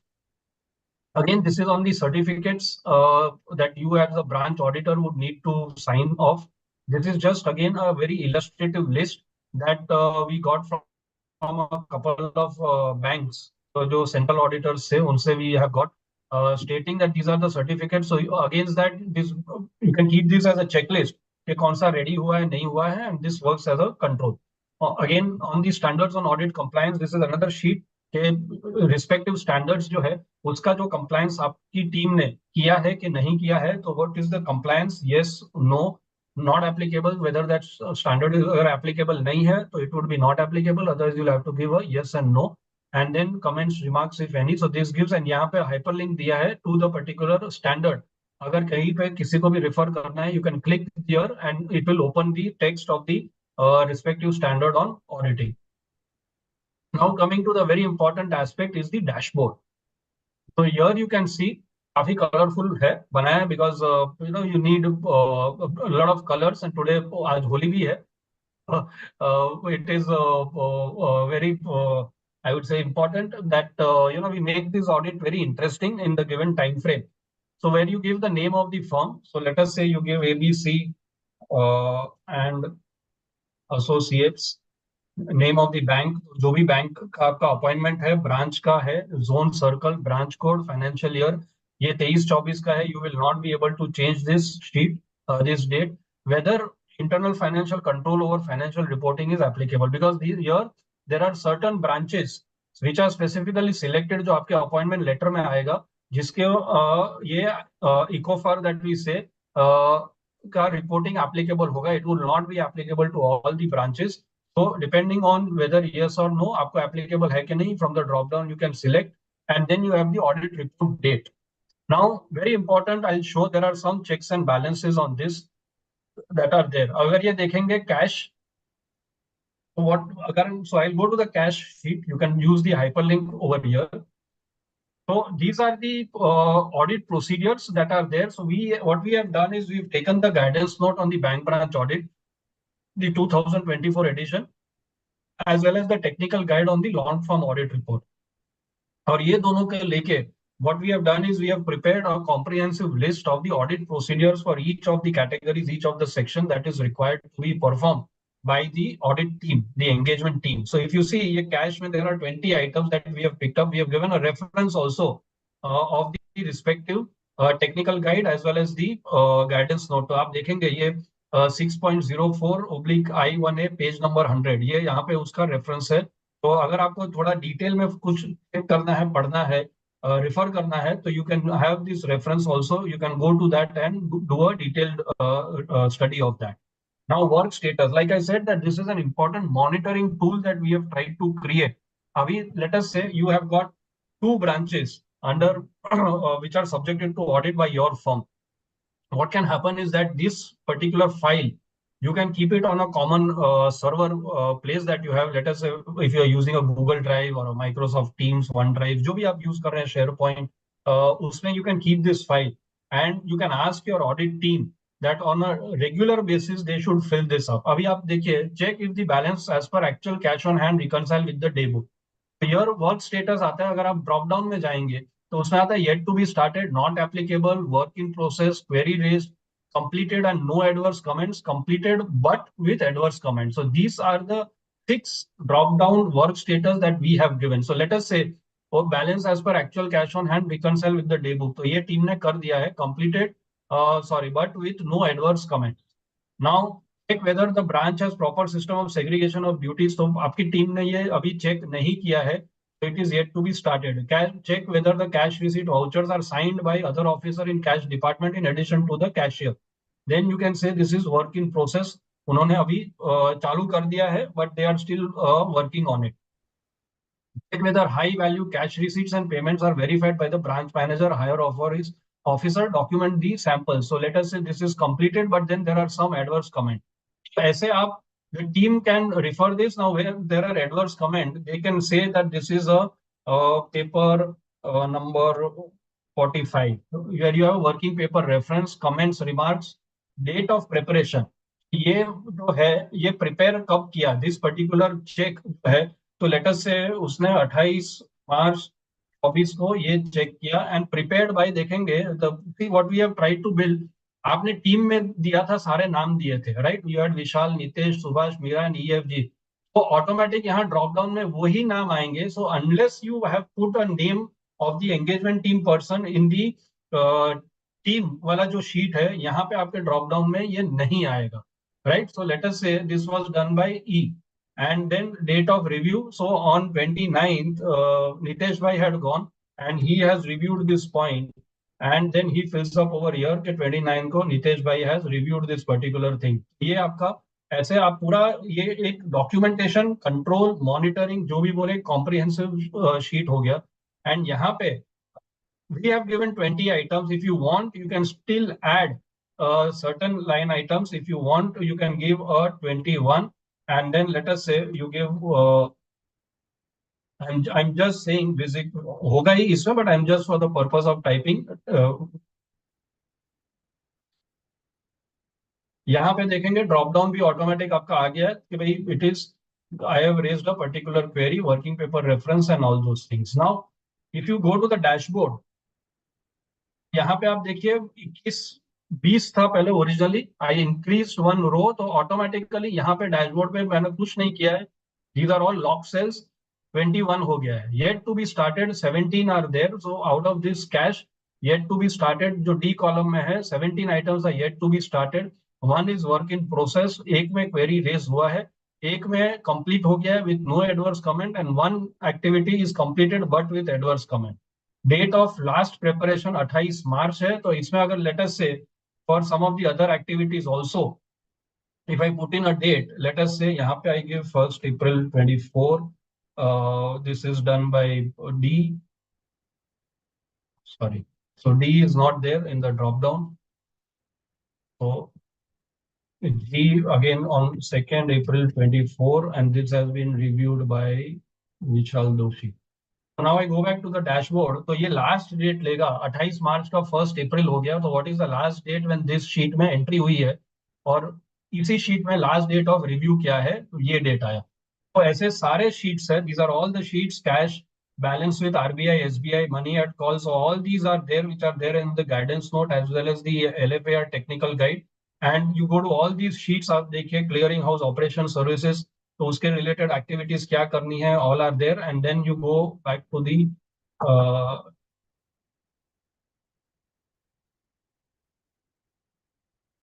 oh, I'm not able to go back to the dashboard.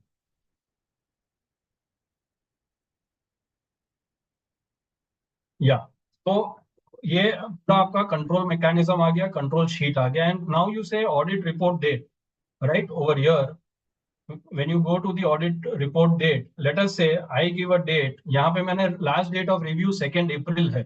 I'm just putting hypothetically that if I say 2nd April 24, then it will accept. Now the moment I say 1st April 24, it will not accept because मेरा जब तक review नहीं होता है कोई activity, उसके पहले I can not issue the audit report. That is what is the requirement of the standards. And so what we have tried to do, the date of review cannot be before the date of preparation, and the audit report date cannot be before the last date of review. So if I any date that I put 3rd April 24, it will accept, and but anything before 2nd of April, it will not accept. So these are all the checks and balances that we have kept as part of this particular sheet. You can download this on the CAQ of the ICI, and let me tell you friends, this would be very very comprehensive sheet for you to control। जैसा मैंने बोला, आपकी team daily basis पे क्या काम कर रही है, कितना काम किया, किसने किया, ये पूरा इसमें अगर आप you spend 15 minutes at the end of the day looking at this dashboard and the individual sheets, you will come to know that what is the level of activity, and maybe your visit to the branch also you can plan accordingly based on the way this is monitored। And आपका peer review भी होता है, ये तो ये आप पूरा maintain करेंगे, इसमें डॉक्यूमेंट रेफरेंसेस देंगे, so it will be a very comprehensive audit documentation tool kit also in addition to the monitoring and the compliance checklist. So that is what I wanted to share with all the members relating to this initiative of the institute and at the CAQ.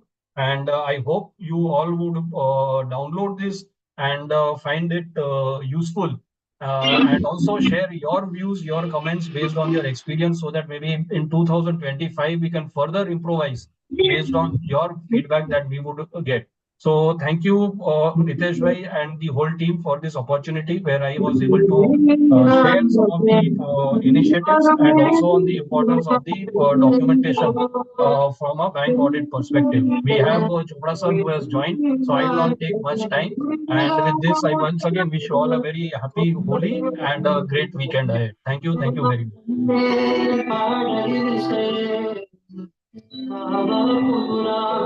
Rajan ji, please off your video, off your sound, please. Rajan ji. Yeah, we are very thankful to Vishal Doshi ji. Neha ji, Tej भाई आप सबको mute करो और सिर्फ speaker को on पे रखो।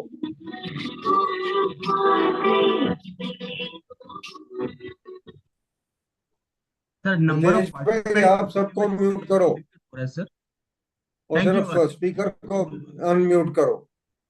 Absolutely sir, कोशिश कर रहे हैं। एक्चुअली नंबर ऑफ पार्टिसिपेंट्स काफी है ना, तो अगर नीचे में किसी का माइक म्यूट रह जा रहा है ना सर, उसको ढूंढने में समय लगेगा। ठीक है मनीष। यार आप कमांड होनी चाहिए आपके पास जिसमें सारे के सारे आप एक ही स्ट्रोक में वो करोगे।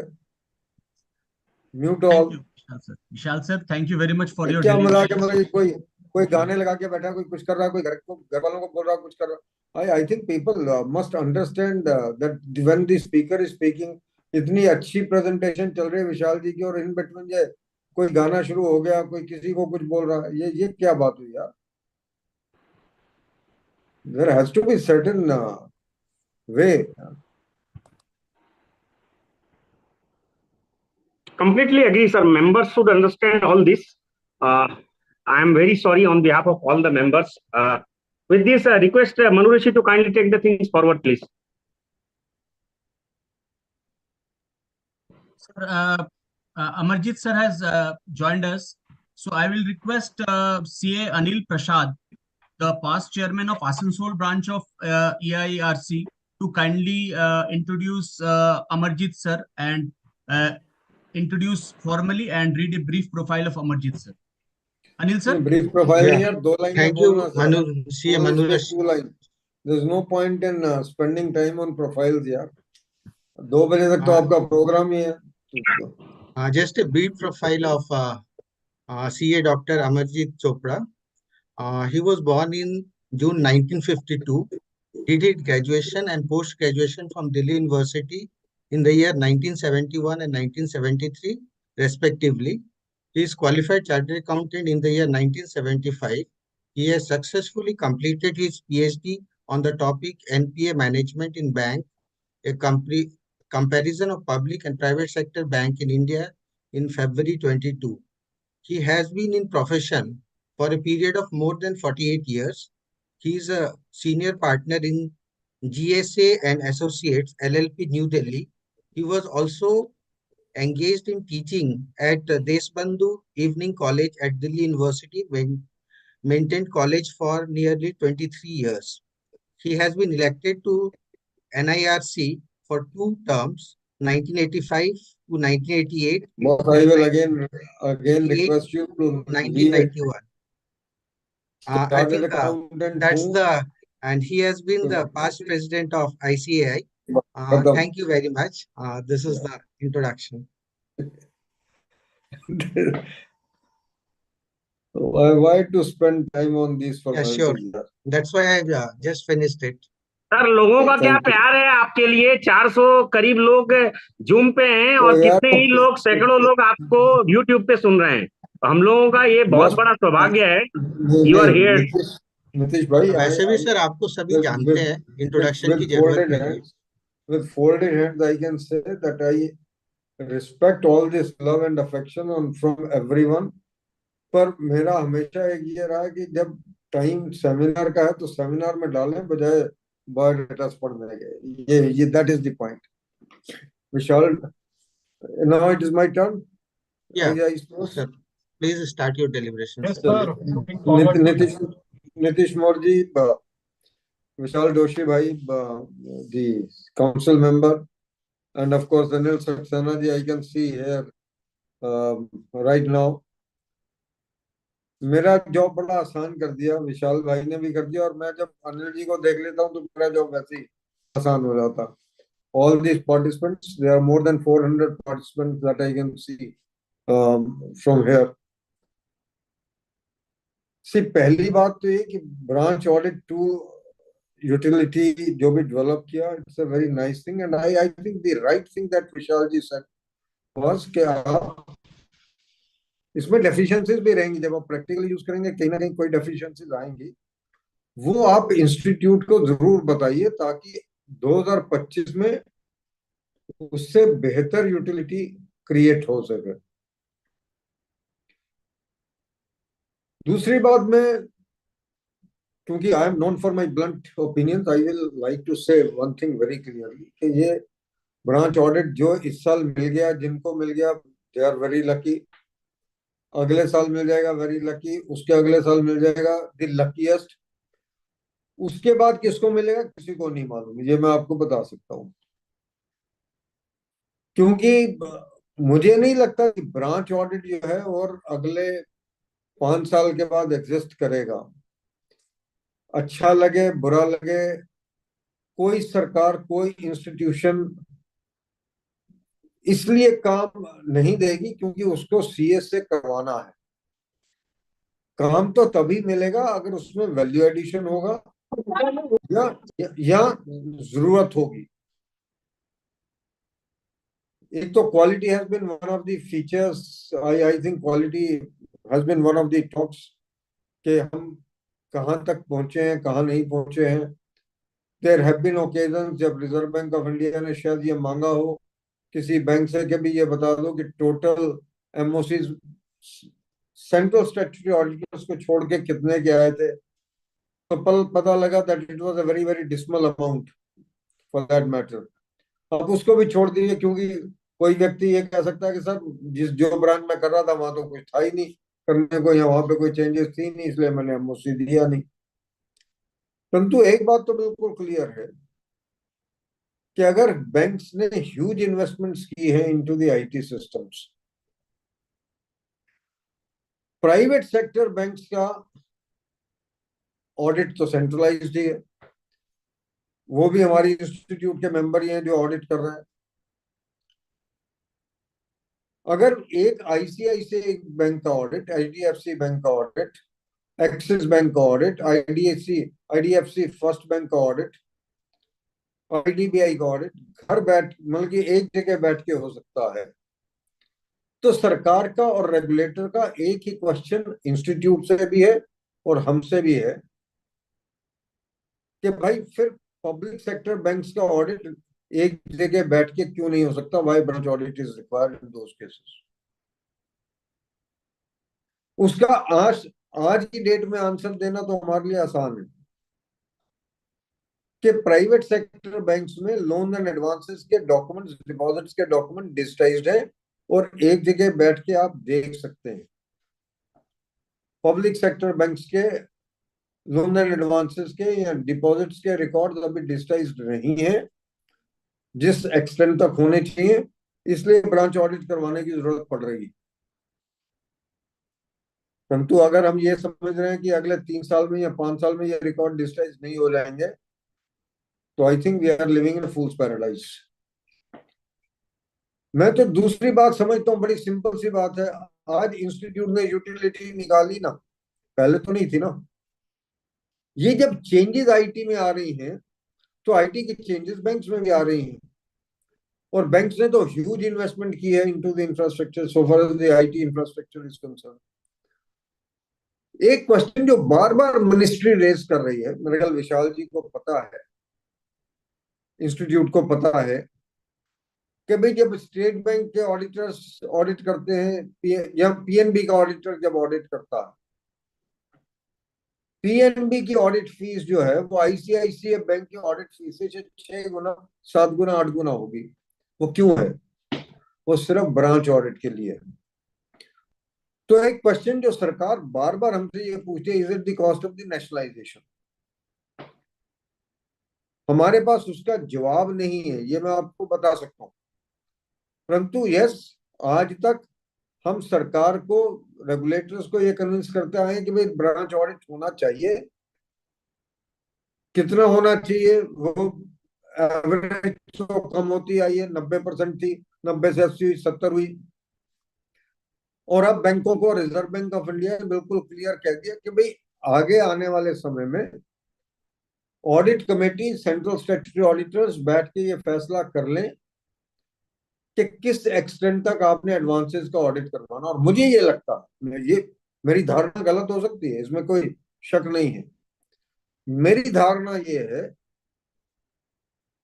कि ये 50% के करीब पे आ जाएगा किसी वक्त। आज की डेट में भी 20-22% तो शायद सेंट्रल ऑडिटर्स ऑडिट कर ही रहे हैं एडवांसेस का। और अगर वो 20-22% का ऑडिट कर रहे हैं तो उसको 20-22% बढ़ाने में, क्योंकि अब हो क्या रहा है कि जितने एडवांसेस हैं, मेरे ख्याल में अनिल जी भी इस बात को मानेंगे, विशाल जी भी मानेंगे, जितने एडवांसेस हैं वो सेंट्रलाइज होते जा रहे हैं, और जितने खराब एडवांसेस हैं वो भी सेंट्रलाइज होते जा रहे हैं in the asset recovery branches for that matter. तो जब आपके एडवांसेस एक बड़ी ब्रांचेस में सेंट्रलाइज हो जाएंगे, मुझे ये पता है एक सेंट्रल बैंक की ब्रांच है, 4 ब्रांच, आप उसका साइज जाके देख लीजिए, वहां पे आप एम्प्लॉइज का नंबर जाके देख लीजिए, आप उसका टोटल, मतलब कि वो एक छोटे बैंक के बराबर है अपने आप में वो एक ब्रांच। तो अगर वो हालत हुई तो 50% या 40% तो आपने सेंट्रल स्टैट्यूटरी ऑडिटर से करवा लिया, 10-15% आपने बाकी ऑडिटर से करवा लिया, तो बचेगा क्या ब्रांच ऑडिटर्स के लिए? तो मुझे ये लगता है कि कैटेगरी 1 और कैटेगरी 2 के ऑडिटर्स तो शायद बच जाएं कहीं ना कहीं थोड़े बहुत, परंतु कैटेगरी 3 और कैटेगरी 4 के ऑडिटर्स बचेंगे, इसमें मुझे डाउट है। आने वाला समय तो यही है। वो समय चला गया कि पिताजी ने एक फर्म बनाई, बेटा भी सीए है, बहू भी सीए आ गई, बेटी ने भी सीए की, उसके पति ने भी सीए की हुई है, बजाय हम एक फर्म बनाने के हमने 5 फर्म बना रखे क्योंकि ब्रांच ऑडिट चाहिए। ये नहीं चलेगा। ये तो आप मान के चल लीजिए कि ये जमाना चला गया। This can not continue any more. You will have to regroup your firms. You will have to reorganize the entire organizational structure. You will have to consolidate the firms. और अगर आप कंसोलिडेट नहीं करेंगे तो मेरे ख्याल में कहीं ना कहीं हम सफर करते रहेंगे। उसका एक और कारण भी, आज की डेट में it is a time of IT. मेरे ख्याल में नीतीश जी ये जो सेमिनार करवा रहे, वेबिनार करवा रहे हैं, ये आईटी की वजह से ही हो रहा है। नहीं तो फिजिकल सेमिनार होगा ना। ये आईटी की वजह से कि ये तो कोविड ने हमको दे दिया कि वेबिनार भी हो सकते हैं। नहीं तो लोग कहते थे नहीं नहीं, जब बैठेंगे नहीं, मिलेंगे नहीं, फिजिकली नहीं होगा तो कैसे होगी। ये तो कोविड की देन है। और मेरी तो अभी भी जो पास्ट प्रेसिडेंट्स की मीटिंग हुई, मैंने उसमें भी प्रेसिडेंट से रिक्वेस्ट की है कि वेबिनार्स को स्ट्रक्चर्ड सीपीआर दीजिए आप। ये गलत है कि आप ये एक्सपेक्ट करें कि जो व्यक्ति जाएगा फिजिकली वही से उसी को सीपी स्ट्रक्चर्ड आवर्स मिलने चाहिए। क्यों? मैं नहीं समझता कि ये बात ठीक है।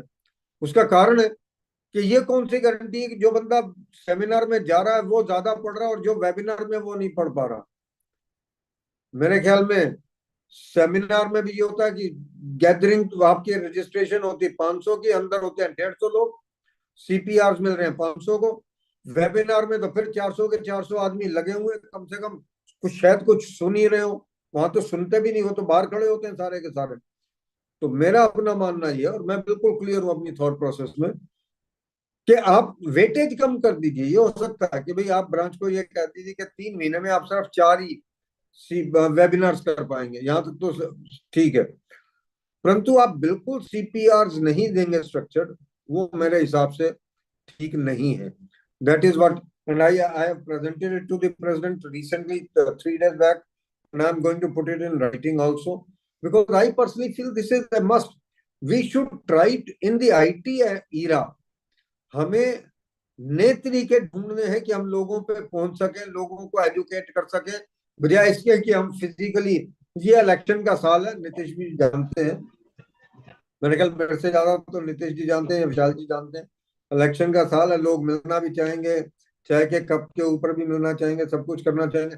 परंतु एक बात मेरे मन में बिल्कुल क्लियर है, वेबिनार्स को सीपी स्ट्रक्चर्ड आवर्स मिलने चाहिए, क्योंकि इसमें रीच ज्यादा है। एक तो मैं यहाँ पे बैठ के बंगाल वालों से बात कर रहा हूँ, विशाल जी गुजरात में बैठ के वहां पे बात कर रहे हैं, अनिल जी अपने सेंट्रल रीजन में बैठ के यहाँ से बात कर रहे हैं। Why should I travel? और मैं एक दिन में 3 जगह वेबिनार्स कर सकता हूँ, जबकि मैं परसों ये 22 तारीख को आई वॉज इन यमुनानगर, सुबह घर से 6 बजे चले, रात को घर पे पहुंचे। Y should it happen? और बोलना तो वही 1 घंटा 1.5 घंटा है। और अगर मैं वो 1-1.5 घंटा घर से बैठ के बोल सकता हूँ और ज्यादा लोगों को बोल सकता हूँ, तो why should it happen? I think that has to be the order of the day. तो मेरी एक रिक्वेस्ट इंस्टीट्यूट से है, नीतीश जी से है, अनिल जी से है, विशाल जी से है, सबसे है कि ये मैटर को टेकअप करना चाहिए कि भाई हमको वेबिनार्स को प्रमोट करना चाहिए। वेबिनार्स को हमें किल नहीं करना चाहिए। फिजिकल जो करना चाहता है उसको करने दीजिए, परंतु वेबिनार्स को आप स्ट्रक्चर्ड सीपीआर नहीं देंगे। दूसरी बात मैं जो कहना चाह रहा हूँ वो ये है कि भाई अपना नाम और मेंबरशिप नहीं आ रहा, वो खा परेशान हो गया आदमी। नीतीश भाई ये करिए,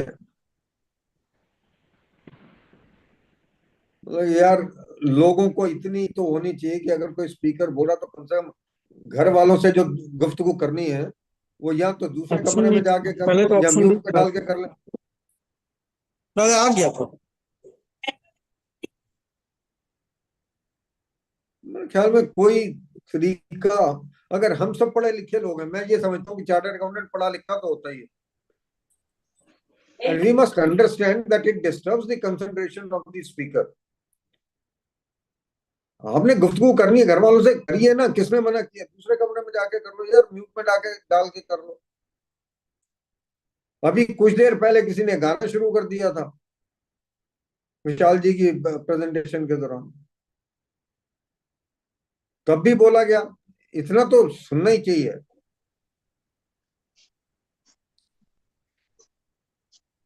ये जो बैंक ऑडिट अब शुरू होगा, ब्रांच ऑडिट शुरू होगा, इसमें दो तीन चीजें मैं मोटी मोटी, क्योंकि टेक्निकल तो सारा बोल लेंगे अनिल जी उसके बाद में, मेरे जो कंसर्न है मैं वो बोल के जा रहा हूँ।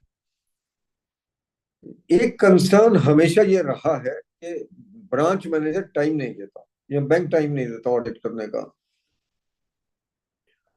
और हम इसी बात को लेके ये कहते रहते हैं कि सब टाइम नहीं देते, टाइम नहीं देते, टाइम नहीं देते, इसलिए हमारी क्वालिटी खराब है। मैं इस बात को नहीं मानता। टाइम तो ऑडिटर को लेना पड़ता है, ऑडिटर को खींचना पड़ता है, ग्रैब करना पड़ता है। आपके घर में भी अगर कोई ऑडिटर आएगा तो आप उसको टाइम नहीं देंगे, ऑडिटर की ड्यूटी है कि टाइम ले। मेरे पास अगर पीयर रिव्यूअर आएगा तो मैं उसको टाइम दूंगा करने का। Who wants to be audited? Nobody wants to be audited, it is a matter of fact. Branch manager को तो ये कहा जाता है कि भाई ऑडिटर की खातिरदारी करो, उसका टाइम जितना कम से कम हो सके उतना लगवाओ, उसको खुश रखो, खुश रख के भेज दो, उसे काम नहीं करने दो। तो बड़ी क्लियर सी बात है। Every no auditee wants to be audited unfortunately. अगर आज सरकार ये कहते कि प्राइवेट लिमिटेड कंपनीज का ऑडिट नहीं होना चाहिए, तो कितनी प्राइवेट लिमिटेड कंपनीज करवाएंगी? अब क्या दिल पे हाथ रख के बात कर लीजिए। हाँ, बैंक वाला कहेगा कि जाके ऑडिट करवा के आओ, तब ऑडिट होगा, नहीं तो नहीं होगा उसका भी ऑडिट। तो nobody wants to be audited, let's be clear about it. परंतु अगर मेरी ड्यूटी है कि ऑडिट करना है, और मुझे मेरी ये ड्यूटी है कि इथिकली और कॉम्पिटेंटली मुझे ऑडिट करना है, क्वालिटेटिव ऑडिट करना है, तो टाइम तो मुझे लेना पड़ेगा।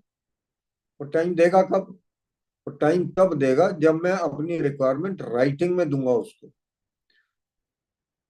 अगर मैं वर्बल कहता रहूंगा तो वो टाइम नहीं देगा मुझे। मैं उससे जब राइटिंग में देके मांगूंगा कि ये रिक्वायरमेंट मुझे दो, तो उसको भी पता कि एक ऑडिटर आया है, वो फिर उस इंफॉर्मेशन को इकट्ठा करने की कोशिश करेगा, और वो ये कोशिश करेगा कि वो मुझको इंफॉर्मेशन दे पाए। और दूसरी बात मैं ये कहना चाहता हूं सबसे, अगर सपोज कीजिए वो इंफॉर्मेशन नहीं देता किसी एस्पेक्ट्स पे, तो ऑफिस में आइए, रिपोर्ट बनाइए, डिस्क्लेमर डालिए उस उन एस्पेक्ट्स के बारे में और रिपोर्ट भेज दीजिए। Nobody stops you to do that. That is within your powers to do it. Why should you keep waiting? भाई आपने उसको 2 दिन का टाइम दिया, 3 दिन का टाइम दिया, उसने इंफॉर्मेशन नहीं फर्निश किया, आप आके उस एस्पेक्ट के ऊपर हमने डिस्क्लेमर डाल के या क्वालिफाई करके रिपोर्ट दे दीजिए ना, खत्म करिए बात को। Why should you continue to sit there? This is one of the very important aspects. We are being blamed कि हम काम नहीं करते। हम ये प्रूव कर सके राइटिंग में कि हमने ये इंफॉर्मेशन मांगी थी, इसमें थी, इसलिए हमने ये डिस्क्लेमर डाल दिया। Let the central auditor deal with it. Central auditor के पास टाइम भी है, एनर्जी भी है, रिसोर्सेज भी है, सब कुछ है, उसको डील करने दीजिए जो जिस तरीके से उसने मेरी रिपोर्ट पर डील करना। और फिर अगर वो ये कहते हैं कि भाई ये इंफॉर्मेशन अब अवेलेबल आप आपके कर दीजिए, तो दोबारा से वो आपको टीए देंगे, आप जाके कराइए उसको कंप्लीट करना, या उसे कहिए कि अब ये इंफॉर्मेशन मेरे ऑफिस में ले आओ, मैं कर दूंगा, कोई दिक्कत नहीं है। टाइम तो मुझे लेना पड़ेगा, टाइम देगा नहीं वो। Let's be clear about it. और दूसरी बात ये है कि भाई मेरे ख्याल में अनिल जी ये बोलेंगे आपको कि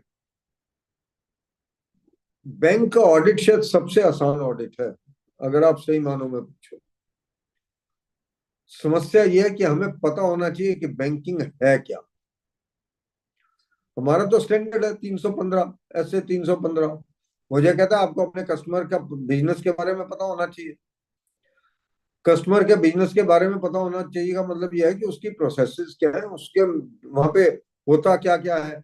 अगर मैंने अपने आर्टिकल्स को भेजा, उसको यही नहीं बताया कि एफसी क्या होती है, बैंक गारंटी क्या होती है, उसको ये नहीं बताया कैश क्रेडिट अकाउंट क्या होता है, उसको ये नहीं बताया टर्म लोन अकाउंट क्या होता है, उसको ये नहीं बताया हाइपोथिकेशन क्या होती है, प्लेज क्या होती है, इक्विटेबल मॉर्गेज क्या होती है, इंग्लिश मॉर्गेज क्या होती है, तो ऑडिट किस चीज का होगा। और मैंने ब्रांच वाले से यही नहीं पूछा कि भाई आपकी एडवांस ओरिएंटेड ब्रांच है या डिपॉजिट ओरिएंटेड ब्रांच है। एडवांस ओरिएंटेड है तो मेरा सारा जो चेकिंग सिस्टम है, मेरा सैंपल, मेरा जो ऑडिट करने का टूल है वही बदल जाएगा पूरे का पूरा। और अगर डिपॉजिट ओरिएंटेड है तो डिफरेंट होगा। एक साइड में मुझे एक जगह तो मुझे एसेट्स को ऑडिट करना और दूसरी जगह मुझे लायबिलिटीज को ऑडिट करना। एसेट को लायबिलिटी ऑडिट करने में मेरी ज्यादा मेहनत जाती है, इसमें किसी तरीके का कोई संदेह नहीं है, क्योंकि एसेट की इंपेयरमेंट हो सकती है, लायबिलिटीज की इंपेयरमेंट नहीं होती। तो जब तक मैं अपने कस्टमर का, मैं अपने जिसका मुझे ऑडिट करना है, जिस क्लाइंट का मुझे को ये नहीं पता कि उसका नेचर ऑफ बिजनेस क्या है, मुझे ये नहीं पता कि उसके यहाँ पे फंड बेस्ड बिजनेस ज्यादा है या नॉन फंड बेस्ड ज्यादा है। फंड बेस्ड है तो टर्म लोन ज्यादा होंगे, कैश क्रेडिट ज्यादा होंगे, बिल्स परचेज ज्यादा होंगे, और अगर नॉन फंड बेस्ड है तो एलसी ज्यादा होंगी, बैंक गारंटीज ज्यादा होंगी। तो फिर मेरी चेकिंग उसके हिसाब से होगी, फिर मेरी कमीशन इनकम पे ज्यादा जोर रहेगा, फिर मेरा डिवॉल्वमेंट के ऊपर ज्यादा जोर रहेगा, फिर मेरा इन्वोकेशन के ऊपर ज्यादा जोर रहेगा। जबकि टर्म लोन्स में और कैश क्रेडिट में मेरा जोर किसी और एस्पेक्ट्स के ऊपर होगा।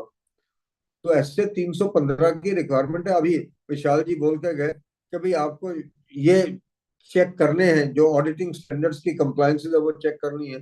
तो अगर मैंने 315 की कंप्लायंस ही नहीं की, फर्स्ट कंप्लायंस ही नहीं की कि मेरा नेचर ऑफ बिजनेस क्या है पर्टिकुलर ब्रांच का, उसका कंपोजिशन क्या है, एडवांसेस का कंपोजिशन क्या है, लायबिलिटी का कंपोजिशन क्या है, तो मैं किस तरीके का ऑडिट करूंगा। एक एग्रीकल्चरल एडवांसेस की ब्रांच हो सकती है और एक मैन्युफैक्चरिंग सेक्टर की ब्रांच हो सकती है, दोनों में एस्पेक्ट डिफरेंट है, ऑल टुगेदर डिफरेंट है।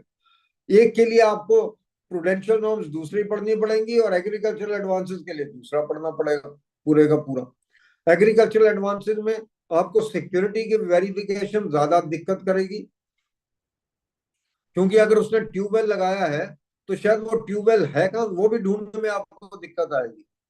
अगर एक ब्रांच में ज्यादा लोन्स आपके काउस के अगेंस्ट है, बफेलोस के अगेंस्ट है, तो वो काउस और बफेलोस में तो जब आप वाउचर देखते हैं ना उनका, तो ये लिखा होता है एक गाय जिसके 2 सींग थे, 2 कान थे, का एक पूंछ थी, इस तरीके से, इसीलिए उनकी टैगिंग वगैरह करती बैंक्स।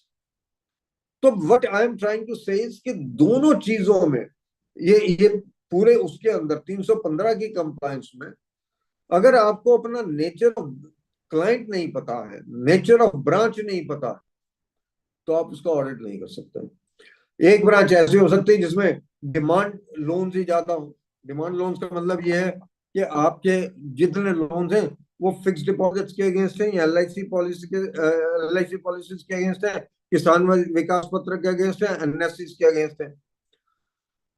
इसकी प्रूडेंशियल नॉर्म ये कहती है कि अगर मार्जिन अवेलेबल है इन अकाउंट्स में तो इंटरेस्ट आए या ना आए आप इस अकाउंट को एनपीए नहीं करोगे।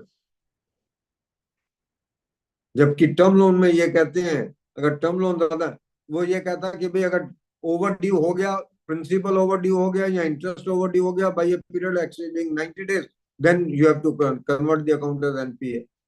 तो दोनों की नेचर अलग है, दोनों की नेचर अलग है।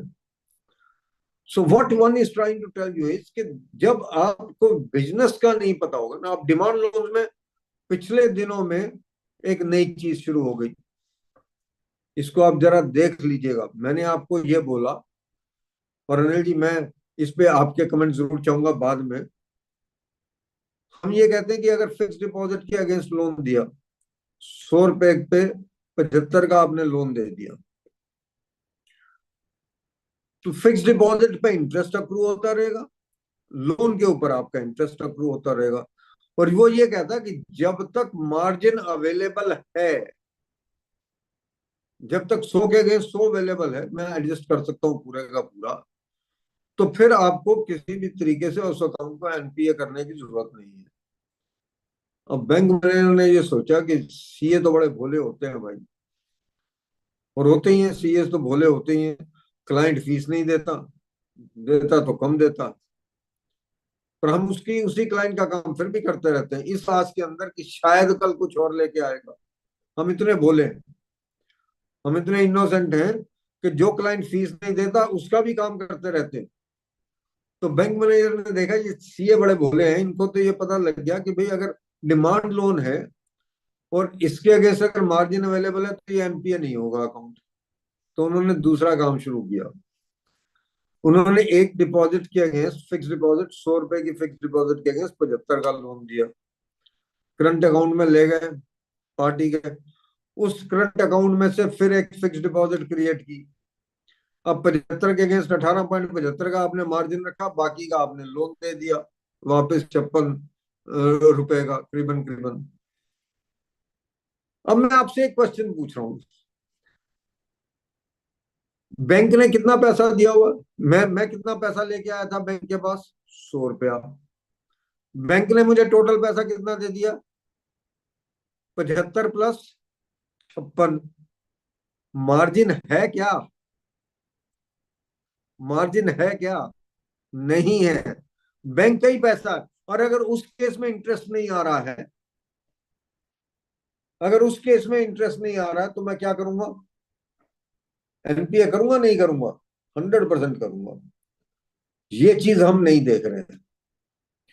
तो मेरा अपना मानना यह है कि अगर उसने इस फिक्स डिपॉजिट के अगेंस्ट लोन दिया और फिर उसके अगेंस्ट फिर लोन दे दिया, जो उसके बेसिकली वो करंट अकाउंट में ले जाके फिर फिक्स डिपॉजिट क्रिएट किया, और फिर अगर इंटरेस्ट नहीं आ रहा तो उसको एनपीए करने से छोड़िएगा मत किसी भी सूरत में।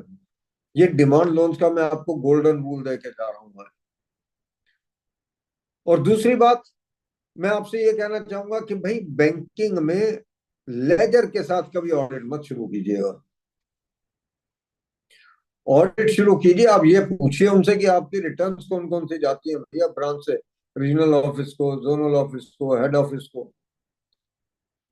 हर पूरे बैंकिंग इंडस्ट्री में एक खासियत है, एक विशेषता है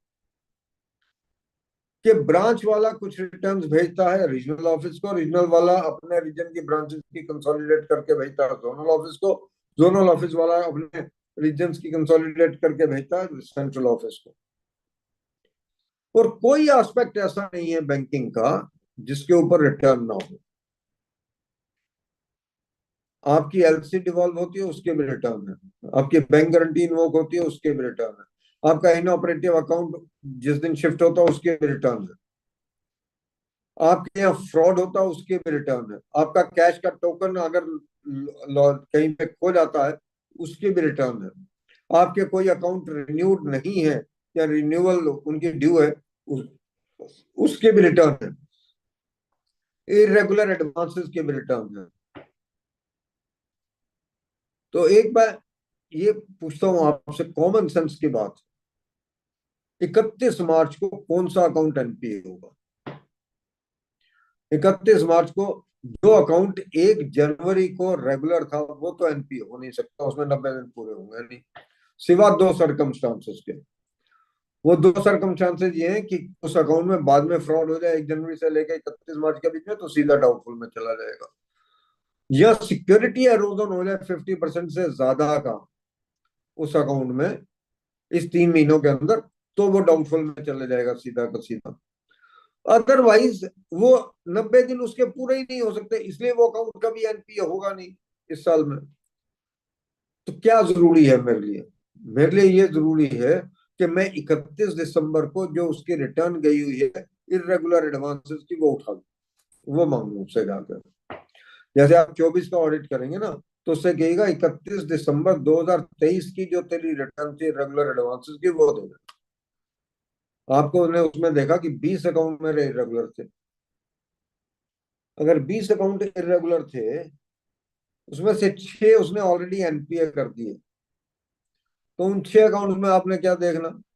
डेट ऑफ एनपीए क्या, और अगर इंटरेस्ट रिवर्सल बनती है तो इंटरेस्ट रिवर्सल हुआ या नहीं हुआ, या सिक्योरिटी उसमें क्या अवेलेबल है मेरी। प्राइमरली आपको इसमें उसमें उन 6 अकाउंट्स में तो यही देखना। परंतु इंपॉर्टेंट ये है कि जो अकाउंट मेरे एनपीए नहीं हुए इरेगुलर एडवांसेस में से, वो क्यों नहीं हुए? वो क्यों नहीं हुए? उनके आप जरूर अकाउंट्स का लेजर स्क्रूटिनी करेंगे और ये देखेंगे कि किस दिन उसकी पेमेंट आई जिससे कि वो रेगुलराइज हो गया। और जो पेमेंट आई वो कहाँ से आई? अगर आप पीएनबी का ऑडिट कर रहे हैं और सेंट्रल बैंक से उसकी पेमेंट है, नो इशू, आप इग्नोर कर दीजिए उसको। परंतु अगर आप सेंट्रल बैंक का ऑडिट कर रहे हैं, उसी ब्रांच में से किसी और अकाउंट में से पेमेंट आई है, फिर आपको उसको स्क्रूटिनाइज करना पड़ेगा बॉस। कि अगर तुम दो पार्टीज की through out the year transaction चलती रही है तो कोई दिक्कत नहीं है, पर अगर सिर्फ यही ट्रांजेक्शन हुई तो ये गारंटी कर सकता हूं आपको कि 1 अप्रैल के बाद, अभी तो उसने क्या किया, उस पार्टी को डेबिट करके इसको क्रेडिट कर दिया क्योंकि इसमें रेगुलरिटी खत्म करनी थी, और 1 अप्रैल के बाद क्या करेगा, आपको डेबिट करके उसको फिर क्रेडिट कर देगा। और पार्टी ने नहीं कहा कि ये करना है, और पार्टी ने अगर आके बोला कि भाई ये डेबिट किस बात का दिया था, कहना ये गलती होगी, देखो आपको क्रेडिट भी तो कर दिया 1 अप्रैल के बाद। पार्टी भी कहती है यार मेरा कौन सा नुकसान हुआ। या एक से कैश क्रेडिट अकाउंट इरेगुलर है। कैश क्रेडिट अकाउंट क्यों इरेगुलर है? कि डेटर्स के अगेंस्ट आपने मार्जिन दिया हुआ 50%, 100 के डेटर्स है तो 50 का लोन दूंगा, वो हो गया सपोज कीजिए 60।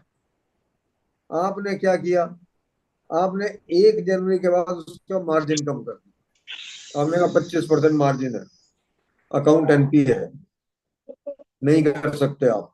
या आपने जो फैसिलिटी उसको पहले ग्रांटेड नहीं थी, बिल्स की फैसिलिटी थी या कोई और फैसिलिटी थी, वो बिल की फैसिलिटी देके उसको फिर क्रेडिट कर दिया।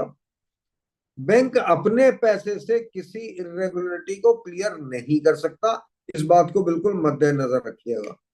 और अगर बैंक ने किया है तो आपका एमओसी तैयार होना चाहिए रीजन देके, क्योंकि इरेगुलरिटी जो अकाउंट में है वो क्लियर कौन करेगा? पार्टी करेगी अपनी जेन्युइन सोर्सेज से। किसी भी सूरत में, किसी भी सूरत में आप उसकी इरेगुलरिटी अपने पैसे से, बैंक अपने पैसे से क्लियर नहीं कर सकता। और दूसरी बात, अब एक चीज और बड़ी क्लियर कर दी है उन्होंने, रिजर्व बैंक ऑफ इंडिया वालों ने। पहले तो ये होता था कि भाई आप एक बारोर, किसी भी बारोर के केस में अगर आपने उसको 3 लिमिट दे रखी है, एक लिमिट है उसकी एनपीए हुई तो सारी की सारी एनपीए हो गई।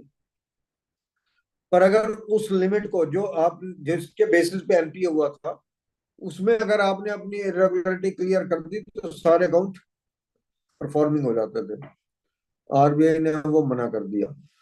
सपोज कीजिए आपने किसी का कैश क्रेडिट अकाउंट दिया हुआ, किसी को टर्म लोन दिया हुआ, किसी को एलसी डिवॉल्वमेंट दी हुई है, एलसी दी हुई है।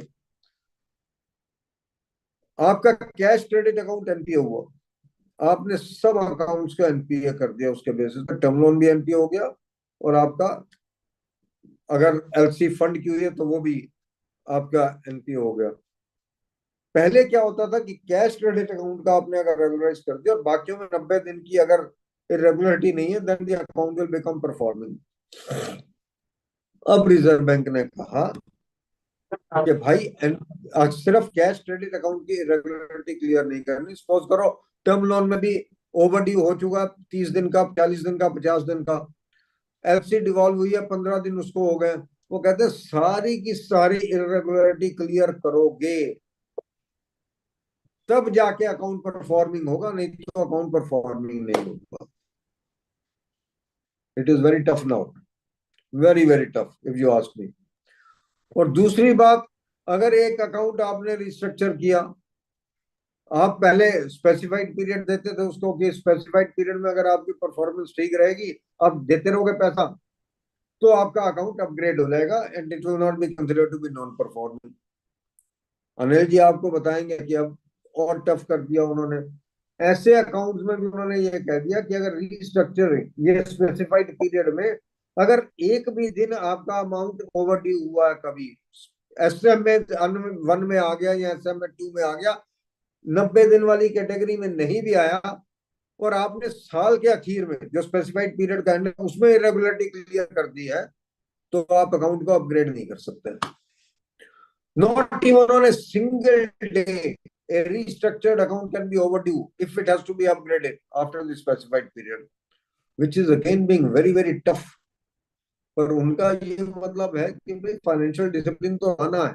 सिमिलरली जो मैंने आपको पहले रिटर्न की बात की, मैंने आपको बोला एक रिटर्न जाती है with regard to non renewed or non reviewed account. अगर 31 दिसंबर को आपके सपोज कीजिए 50 अकाउंट थे जिसमें नॉन रिन्यूअल था, और 31 मार्च के आते आते सारे अकाउंट्स रिन्यू हो गए, तो भाई जरा उठा के ये तो देख लो कि ये रिन्यूअल शॉर्ट रिव्यू है या वाकई में रिन्यूड है, या बैलेंस शीट भी नहीं आई, P&L भी नहीं आया, तब भी आपने रिन्यूअल दिखा दिया। ये नहीं हो सकता। पहले बैंक क्या करते थे, रिन्यूअल नहीं किया, शॉर्ट रिव्यू कर दिया। अब आरबीआई ने कह दिया आप शॉर्ट रिव्यू करो, जो मर्जी करो, जिस दिन अकाउंट का रिन्यूअल ड्यू है उसके 180 दिन के अंदर अंदर अगर आपने प्रॉपर रिन्यूअल नहीं किया तो अकाउंट एनपीए होगा ही होगा। It is to bring in the financial discipline. वो ये कहते हैं रिकवरी है या नहीं अकाउंट में, that is not important in such cases. Recovery कितनी भी बढ़िया हो, परफॉर्मेंस अकाउंट की कितनी भी बढ़िया हो, ऑपरेशन कितनी भी बढ़िया हो, परंतु अगर इन केसेस में रिन्यूअल 180 दिन से पुराना है, ओवरड्यू है, उस केस में account has to be classified as NPA. Interest का रिवर्सल नहीं होगा इन केसेस में, क्योंकि अकाउंट बढ़िया चल रहा है, वैसे डेबिट क्रेडिट आ रहे हैं, परंतु अकाउंट एनपीए जरूर होगा। सिमिलरली अगर आपने किसी को डीपी दे रखी है against a stock statement which is more than 180 days old, then also उसमें रिकवरी कितनी भी बढ़िया हो अकाउंट में, ऑपरेशन अकाउंट की कितनी भी बढ़िया हो, but the account will have to be classified as NPA. उसमें भी हो सकता है इंटरेस्ट की रिवर्सल ना बने, that's also possible, but the interest will have to be classified as NPA. एक रिजर्व बैंक ऑफ इंडिया ने और बात कही कि भाई जब आप जाओगे किसी ब्रांच में, विशाल जी ने इतनी बढ़िया बातें बताई हैं आपको यूटिलिटी के थ्रू, और अब आईटी का जमाना, आईटी में आपको जाना पड़ेगा। उन्होंने कहा आपको जाके एक चीज देखनी है कि क्या ब्रांच डेली बेसिस के ऊपर एसएमए का स्टेटस निकाल रही है या नहीं निकाल रही है। एसएमए है स्पेशल मेंशन्ड अकाउंट। एसएमए 0 का मतलब है नो इरेगुलरिटी, एसएमए 1 का मतलब है एक दिन की भी इरेगुलरिटी तो इरेगुलरिटी है, एसएमए 2 का एक मंथ से ज्यादा इरेगुलरिटी है, और एसएमए 3 में चला गया तो फिर तो चला ही गया जहां उसने जाना था अपना सैर करने। Basically the point that one is trying to tell you is why this has been brought in by Reserve Bank of India. This we must understand. इन्हीं सर्कुलर्स के साथ एक और सर्कुलर रिजर्व बैंक ने निकाला, और सर्कुलर में उसने ये कहा कि 90 दिन जिस दिन ओवरड्यू हो जाएगा वही डेट होगी एनपीए की। बैंक ये नहीं कर सकता कि जी मैं 5 तारीख को 90 दिन पूरे हो गए पर अकाउंट क्लासिफाई करूंगा 15 को या 30 को या 31 को एनपीए, ये नहीं कर सकते आप। तो इसका तात्पर्य क्या, अगर आप एसएमए डेली बेसिस पे अपडेट नहीं करोगे तो 90 दिन का कंसेप्ट कैसे अप्लाई करोगे। और आरबीआई ये कह रहा है कि हर चीज मैनुअली नहीं होगी, कुछ भी मैनुअल नहीं होगा, हर चीज ऑटोमेटेड सिस्टम से निकलेगी एनपीए का जहां तक स्टेटस है। वो स्टेटस कैसे निकलेगा, अगर आप एसएमए स्टेटस को अपडेट करोगे तभी तो 90 दिन के ऊपर जाके वो एनपीए का स्टेटस निकालेगा या नहीं निकालेगा। जो स्टेटमेंट ऑफ एडवांस जिसमें डेट ऑफ एनपीए दे रखी होती है, अगर वो ये कहे कि ये अकाउंट एनपीए हुआ 31 तारीख को, 30 तारीख को, या हर जगह 15 तारीख दिखा रहा, तो ये समझ लीजिए ये सिस्टम के थ्रू नहीं आया, ये मैनुअल इंटरवेंशन से आया, या सिस्टम में आपने डेट ही गलत ये डाल रखी है, उसको ये पैरामीटराइज कर रखा है कि हमारा यहाँ पे अकाउंट एनपीए होगा सिर्फ 15 तारीख को या 30 तारीख को। वो नहीं किया जा सकता, that is in violation of the guidelines of the reserve Bank of India. क्योंकि बड़ा क्लियर है कि एनपीए जो है वो 2 तारीख को भी हो सकता है, 5 को भी हो सकता है, 7 को भी हो सकता है, 15 को भी हो सकता है, 18 को भी हो सकता है। मेरे नंबर पूरे होंगे ओवरड्यू के उस दिन वो अकाउंट एनपीए होगा। It's as simple as that. तो what one is trying to tell you is कि रिजर्व बैंक ऑफ इंडिया के सर्कुलर्स बड़े मजेदार हैं। एक सर्कुलर और बड़ा मजेदार है। एक सर्कुलर ये कहता है कि अगर आपने किसी पार्टी को टर्म लोन दिया और ये कह दिया कि हम तुम्हें 3 साल का मोरेटोरियम देते हैं फॉर द इंटरेस्ट पेमेंट, आप इंटरेस्ट तो अप्रूव करते रहिए, आप इनकम में ले जाते रहिए इंटरेस्ट को, परंतु 3 साल तक उसकी पेमेंट नहीं आएगी। और 3 साल के बाद जब पेमेंट शुरू होनी है, उसने फिर पेमेंट नहीं की अगले 90 दिन, तो वो कहता है आप इस इंटरेस्ट को जो आपने 3 साल में डेबिट किया है उसको रिवर्स नहीं करेंगे, रिवर्स उस इंटरेस्ट को करेंगे जो आपने 3 साल के बाद डेबिट किया और नहीं आया। उसका कारण है, मजेदार यही है, कभी भी किसी सर्कुलर को जब पढ़े तो उसके पीछे उसके इंटेंशन देखना बहुत जरूरी है, ये क्यों किया उन्होंने। आरबीआई का ये मानना है कि जब आपने प्रोजेक्ट अप्रेज किया तो आपने ये तो मान के चले कि ये 3 साल तक कैश जनरेशन नहीं है, इसके यहाँ पे कैश जनरेशन नहीं है इसलिए मोरेटोरियम है। तो वो कहता है कि इसका तो आपने प्रोजेक्ट कॉस्ट का पार्ट माना हुआ है, इसको इसलिए कैपिटलाइज मान के चलिए आप, दैट इज द रीजन। इसलिए वो आपसे उस केस में इंटरेस्ट का रिवर्सल पोस्ट मोरेटोरियम पीरियड वाले का मांग रहा है, प्री मोरेटोरियम पीरियड वाले का नहीं मांग रहा। I think that's very important to be understood.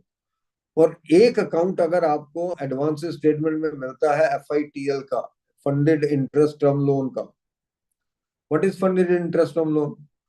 कि आपने जो इंटरेस्ट डेबिट किया अकाउंट में कैश क्रेडिट वगैरह में वो नहीं आया या टर्म लोन में नहीं आया, और आपने उसको एक फंड कर दिया कि ये ठीक है भाई FITL के में हमने इसको कन्वर्ट कर दिया, यहाँ तो 0% या 1% में 7% में जिसपे भी किया, ये अब आप over a period of time हमें पे करते रहना, उसमें दिक्कत नहीं है। उसमें दिक्कत है कि जितना FITL क्या, वो इंटरेस्ट का पोर्शन है जो आपको आया नहीं था, परंतु उसमें आपको रिवर्स करने के लिए नहीं बोला गया आपने अगर FITL क्रिएट किया तो, पर उसमें ये कहा गया कि जितने का आपने FITL क्रिएट किया उतने का 100% प्रोविजन कर दीजिए सामने। अगर कहीं पे FITL अकाउंट है तो उतने का प्रोविजन आपको मिलना चाहिए, और जैसे जैसे FITL लिक्विडेट होता जाएगा वैसे वैसे वो प्रोविजन लिक्विडेट होता जाएगा अगले सालों में। It's as simple as that. मेरे ख्याल में बाकी प्रूडेंशियल नॉर्म्स तो आपको अनिल जी पढ़ाएंगे। मैं लास्ट में ये कैश क्रेडिट के ऊपर बोल के निकल जाऊंगा। मेरे हिसाब से सबसे मुश्किल अकाउंट जो चेक करना है वो कैश क्रेडिट अकाउंट है। उसके कई कारण हैं। आपको ऐसे कैश क्रेडिट अकाउंट मिलेंगे जिसमें 8 एंट्री होंगी पूरे साल में, हर क्वार्टर में 2 एंट्रीज मिलेंगी, interest debited interest receive, interest debited interest receive. अरे भाई मेरे से ये कोई पूछे कि इसको कैश क्रेडिट अकाउंट क्यों दिया गया था? कैश क्रेडिट अकाउंट इसलिए थोड़ी ना दिया गया था कि ये इसको फिक्स्ड मान के चल ले। ये तो टर्म लोन भी नहीं मान रहा इसको, क्योंकि कुछ दे तो रहा ही नहीं उसमें से। ये तो डाइवर्ट कर गया, खरीद ली उसने बिल्डिंग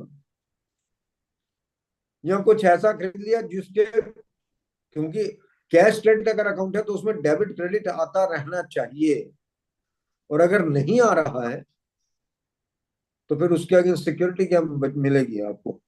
मिलेंगे ही नहीं, स्टॉक्स वगैरह कुछ मिलेंगे नहीं, क्योंकि ना कुछ खरीद रहा है ना कुछ बेच रहा है। ये तो पैसा कहीं पे उसने लेके डाइवर्ट कर दिया, उसके बाद सिर्फ वो इंटरेस्ट पे करता है, और आप ये कहते हो यार इंटरेस्ट तो आ रहा है इसलिए परफॉर्मिंग है। नहीं है परफॉर्मिंग वो अकाउंट, उसमें बल्कि डाइवर्जन प्रूव करिए आप। That is the point I will like to say. और दूसरी बात, कैश क्रेडिट अकाउंट में पर्टिकुलरली आप फाइल जरूर पढ़िए, उसकी सैंक्शन लेटर पढ़िए, उसकी फाइल पढ़िए।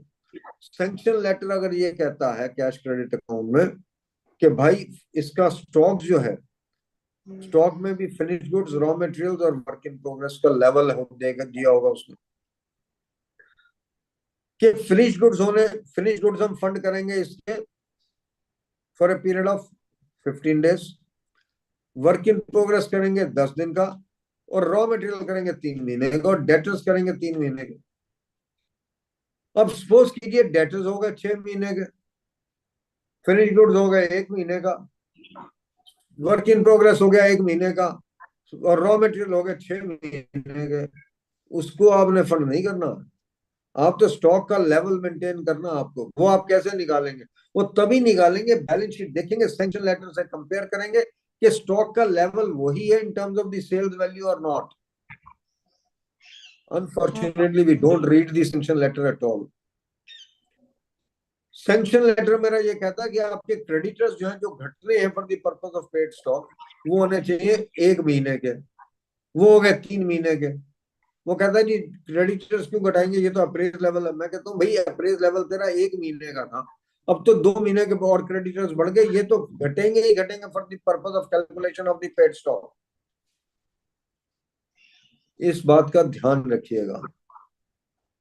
And lastly in the cash credit account, जब आप P&L देखते हैं पार्टी का, उसमें उसकी टर्नओवर है 50 करोड़, और मेरे यहाँ पे जो क्रेडिट आए हैं 50 करोड़ के अगेंस्ट, वो आए हार्डली 5 करोड़ के। तो बाकी 45 करोड़ की सेल कहाँ है, बताओ तो सही, वेयर इज द सेल? तो इस केस में सेल को, जो उसने टर्नओवर दिखाई है, उसको उसकी जीएसटी रिटर्न के साथ कंपेयर जरूर कर लीजिए। और दूसरा, फिर उससे पूछिए बैंक वाले से कि क्या आपने इसको अलाउ किया कि किसी और बैंक के साथ डील कर सकता, वहां पे करंट अकाउंट खोल सकता तो ठीक है, कोई दिक्कत नहीं है। पर अगर नहीं कर सकता तो 50 करोड़ के अगेंस्ट 5 करोड़ की तो क्रेडिट नहीं आ सकता ना बैंक अकाउंट में। फिर क्रेडिट कितने के आएंगे, कम से कम 35-40 करोड़ के तो क्रेडिट आना ही चाहिए ना। अगर आपके डेटर्स भी हैं, सपोज कीजिए 6 करोड़ के 7 करोड़ के, तो पिछले साल के डेटर्स भी तो थे, वो इस साल आएंगे। और इस साल के 50 करोड़ के अगेंस्ट जो 40 करोड़ के डेटर्स हैं, उनकी रियलाइजेशन इस साल आएगी। और अगर वो नहीं आ रही है तो अकाउंट को जितना डीपली आप देख सकते हैं उतना डीपली देख लीजिए।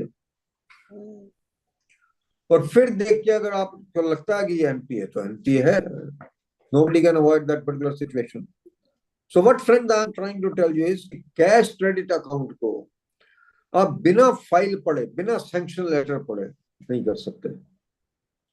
और एक बात तो पक्की है, अगर आप लॉन्ग फॉर्म ऑडिट रिपोर्ट के क्वेश्चंस पढ़ेंगे तो लॉन्ग फॉर्म में तो जितने लार्ज एडवांसेस हैं, which is 10% of the total portfolio of the branch, fund based plus non fund based, और ₹10 crore which ever is less, वो तो आपको पूरे का पूरा चेक करना, उसमें तो ट्रांजेक्शन ऑडिट करना है, उसमें लीपापोती नहीं है। क्योंकि आपने उसमें लिखना है लॉन्ग फॉर्म ऑडिट रिपोर्ट के अंदर कि कौन कौन से आपने एडवांसेस चेक किए हैं, आप उसको नहीं छोड़ सकते किसी भी सूरत में। तो what is important for you is, you have to ensure that all large advances have been duly checked, क्योंकि उनका है ही ट्रांजैक्शन ऑडिट, उसमें एक भी एस्पेक्ट आप नहीं छोड़ सकते, उसकी सिक्योरिटी नहीं छोड़ सकते, उसकी सैंक्शन नहीं छोड़ सकते, उसका रिन्यूअल नहीं छोड़ सकते, उसका इंटरेस्ट कैलकुलेशन नहीं छोड़ सकते, उसके क्रेडिट सबमिशन नहीं छोड़ सकते। अब एक अकाउंट अगर ऐसा हो, उसने चेक दिया आपको, बैंक को 1 करोड़ का चेक दिया, और अगले दिन 1 करोड़ का चेक डिसऑनर हो गया, पहले दिन प्रोविजनल क्रेडिट दिया और अगले दिन वो डेबिट हो गया, और वो कहता है कि इंटरेस्ट तो डेबिट हुआ था 75 लाख, मेरी सबमिशन तो 1 करोड़ की है। नहीं है, ये सबमिशन तो बोगस है, क्योंकि जो चेक मेरा डिसऑनर हो गया वो क्रेडिट सबमिशन में कैलकुलेट नहीं होगा किसी भी सूरत में, ये मान के चलिएगा। Okay, this is what I will like to end up with. और मैं फिर आपसे सबसे एक हाथ जोड़ के विनती कर रहा हूँ, I am saying it with folded hands, कि भाई इस ब्रांच ऑडिट को आगे ले जाना, बचाना ना बचाना, खिलवाड़ कर जाना, वो हमारे हाथ में है। Please do something ethically and competently, do something qualitatively. अगर हम नहीं करेंगे तो don't blame institute, don't blame Vishal Doshi, don't blame Ranjit Agarwal, don't blame Subodh Agarwal, don't blame Sushil Goyal, don't blame Devashish के साथ ये ऑडिट चलेगा। Blame yourself for it. हमारी दिक्कत क्या है कि हम सारा ब्लेम लीडर्स पे डालना चाहते हैं, अपने पे अंतरात्मा पे झांकना नहीं चाहते हैं कि हमने क्या किया। ये ईयरली लॉटरी नहीं है, ईयरली बोनस नहीं है, ये प्रोफेशनल असाइनमेंट है, और प्रोफेशनल असाइनमेंट को प्रोफेशनल असाइनमेंट की तरह ही करना पड़ेगा, और नहीं करेंगे तो फिर जो होगा सो होगा। Then don't blame the council, don't blame the institute, blame yourself as a fraternity with regard to what we have done. That's all, friends. Thank you very much, Nitish ji, for the opportunity. कड़वा बोलता हूँ, पर मुझे लगता है सच बोलता हूँ. ये जरूर बोल सकता हूँ आपको. कड़वा जरूर बोलता हूँ. But I want that, क्योंकि पेन करता, ये it hurts no limit because I am dependent only on this profession in my life. जब प्रोफेशन हिट होता है तो हम हिट होते हैं, क्योंकि अपने पास ना तो डेरिवेटिव्स की इनकम, ना स्टॉक्स की इनकम है, ना किसी चीज की इनकम है. अपने पास तो एक ही इनकम है और वो प्रोफेशन से इनकम है. बाकियों के पास इनकम हो सकती होंगी. और मैं इसीलिए इंस्टीट्यूट को बार बार बोलता हूँ, don't allow more things to be done by the members, let them be more dependent upon the profession. अगर प्रोफेशन पे डिपेंड होंगे ना, तो प्रोफेशन की इज्जत करेंगे. प्रोफेशन पे डिपेंड नहीं होंगे और प्रोफेशन अगर साइड इनकम होगा तो प्रोफेशन की इज्जत नहीं होगी. Thank you very much Nitish, and thanks everybody.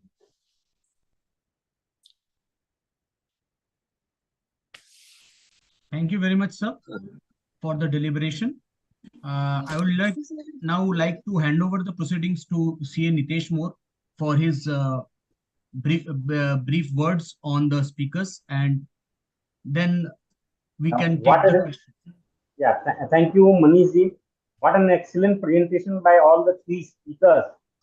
Thank you, Amarjit sir, for your kind words and guiding the professionals. But sir, one thing I would say that the one question remains, that why the members are probably not getting the audit by the fair means. Probably unfair means some of them getting regularly. So Nitish bhai,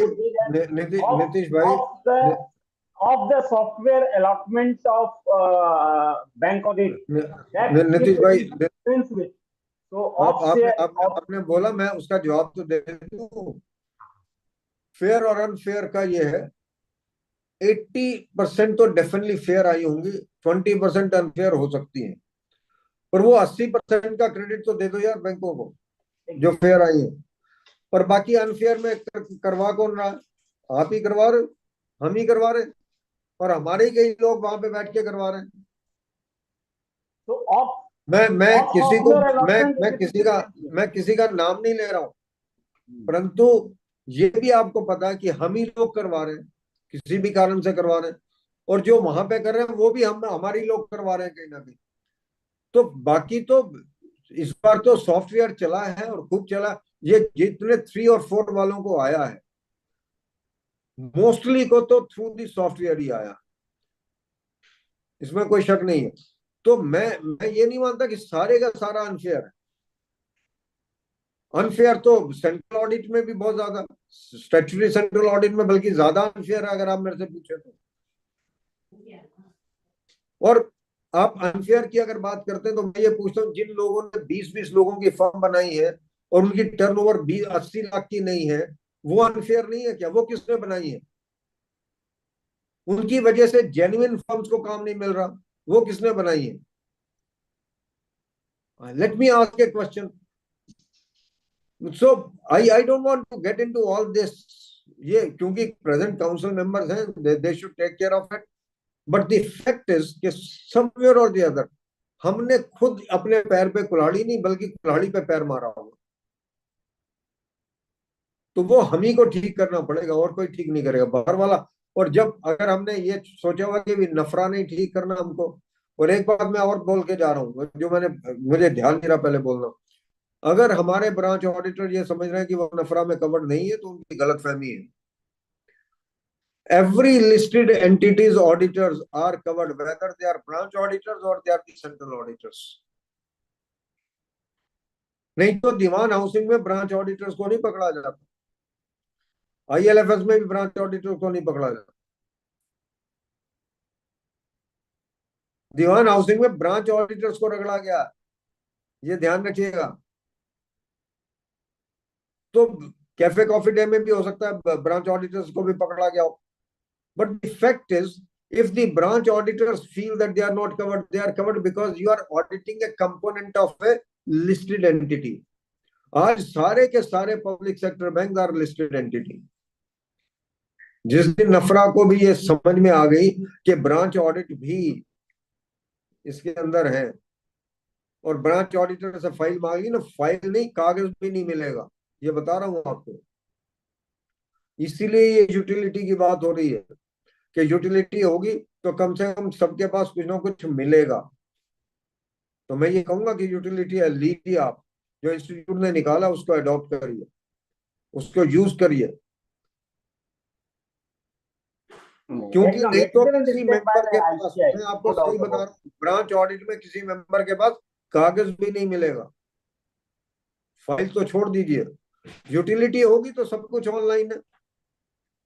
I think this is a great thing which has been done by the institute, so make use of it. एकदम। So congratulations to Vishal ji for such a nice utility and even thank you so much. So I think with this we can take technical questions from the members, not the allotment related. Please excuse for the allotment related. We have enough said, discussed. Other than allotment नहीं, related. Allotment letter में किसी का question हो तो पूछ लीजिए, दे दूंगा मैं जवाब, डोंट वरी अबाउट इट। ऐसा कोई, देखिए मैं तो पास्ट हूँ, प्रेजेंट हूँ नहीं। तो चैट्स में तो कोई क्वेश्चन प्रेजेंट तो आपके रीजन से ही है, प्रेजेंट आपके रीजन से, उनसे पूछिए। सर वो क्या है ना सर, एक प्रेसिडेंट तो सारे के सारे माने what I am trying to say कि हम we all are collectively and jointly. जी, I think that is the right answer that you have given. We are all jointly and severally liable for many things. I think members, yeah, if you please raise hand so that we can unmute. If you want to have any question, I think Abhishek ji, you please unmute and ask question. Abhishek ji, please. Abhishek ji unmute कीजिए please. Yes, I have unmuted myself. Please ask question. Good afternoon, sir, and thank you very much for brilliant deliberation by all the three speakers, sir. I just want to get one insight on the matter about the 17% WAS revision as told by Anil Saxena, sir. Sir, can you please just brief it?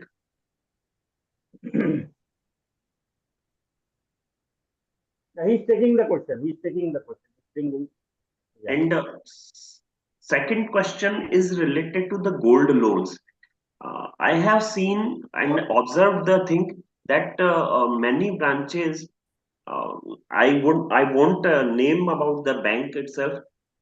What they do is that once new facilities on the gold loans are sanctioned and the entire sanction proceedings are transferred to the old accounts. In such case, although we prefer to classify it as NPA because they are using the bank's fund itself for the meeting out the closure proceeds of old bank loans. So can you please guide about it also, sir? मैं आपके second सवाल का जवाब दे, पहले का मैं अनिल जी से बोलूंगा, देंगे। वो इसलिए दे रहा हूं क्योंकि गोल्ड लोन्स में बहुत गफलत है और अभी reserve Bank of India governor ने भी खुद बोला है कि ये प्रैक्टिस नहीं चल सकती। एक बार तो पैसा पहले लाके पार्टी को जमा करवाना पड़ेगा, उसके बाद आप नया लोन सैंक्शन कर दे और फिर आप नए लोन क्रिएट करके, जो पहले मैंने आपको बोला, NPAs can not be avoided by giving additional facilities. So पहले आप पैसा लेके आए, आप जमा करवाएं और अगले दिन आप दोबारा से लोन ले लें, वहां तक तो ठीक है। परंतु आप नया लोन सैंक्शन करके उसमें इसको वोट कर दें, वो नहीं हो सकता किसी भी सूरत में। और अगर वो हो रहा है तो उसको एनपीए करके आ जाइए, nobody will stop. Yes, sir. We did the same. RBI governor ने अभी यही कंसर्न एक्सप्रेस किया है खुद। Thank you, sir. Sir, my first question, Rani, sir. NFRA 2 is required to be filed by the branch auditors. Nitish ji, I think there were two parts of the question. एक चोपड़ा जी ने वो करा. I think just to add to what sir talked of, I think already Ministry of Finance ने एक letter they've asked all public sector banks की 100% जितने भी gold loans हैं उनको आप review करिए from 1st January 22. So that is why I recommended कि जब भी आप branch जाएं, अगर गोल्ड लोन है तो 100% आप उसको रिव्यू करिए, बिकॉज मिनिस्ट्री ऑफ फाइनेंस ने भी कहा है कि पब्लिक सेक्टर बैंक्स को एवरग्रीनिंग के एंगल से from 1st of January 22 they have to look at it. So as an auditor, I think that is also our responsibility. Second was with respect to the increase 70% wage revision from November 22. What I had suggested to all of you is that because it will have an impact on also on the branch profit loss account, so you need to bring this out, that this adjustment would be made at the head office level in the audit report, because it is a news which is there in the public domain और जरूरी है कि हम लोग उसको consider करें in the issue of our audit. Thank you very much, sir.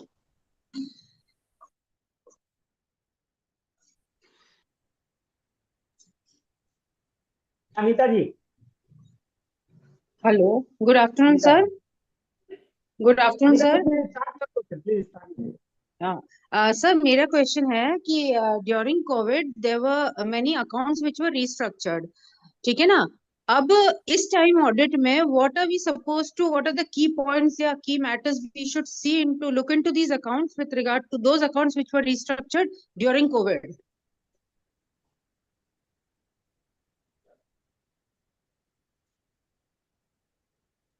Anil ji. Simple सी बात है. वैसे तो अनिल जी मेरे को बाद में सप्लीमेंट कर देंगे. अगर रीस्ट्रक्चरिंग की टर्म्स ओवर हो चुकी हैं और आप आज भी उसको पेमेंट नहीं करें तो फिर एनपीए में चले ही जाए. हाँ, अगर आप सीजीएसटी में थे basically at that particular point of time, तो जो सीजीएसटी की टर्म्स है वो आपको फॉलो करनी है.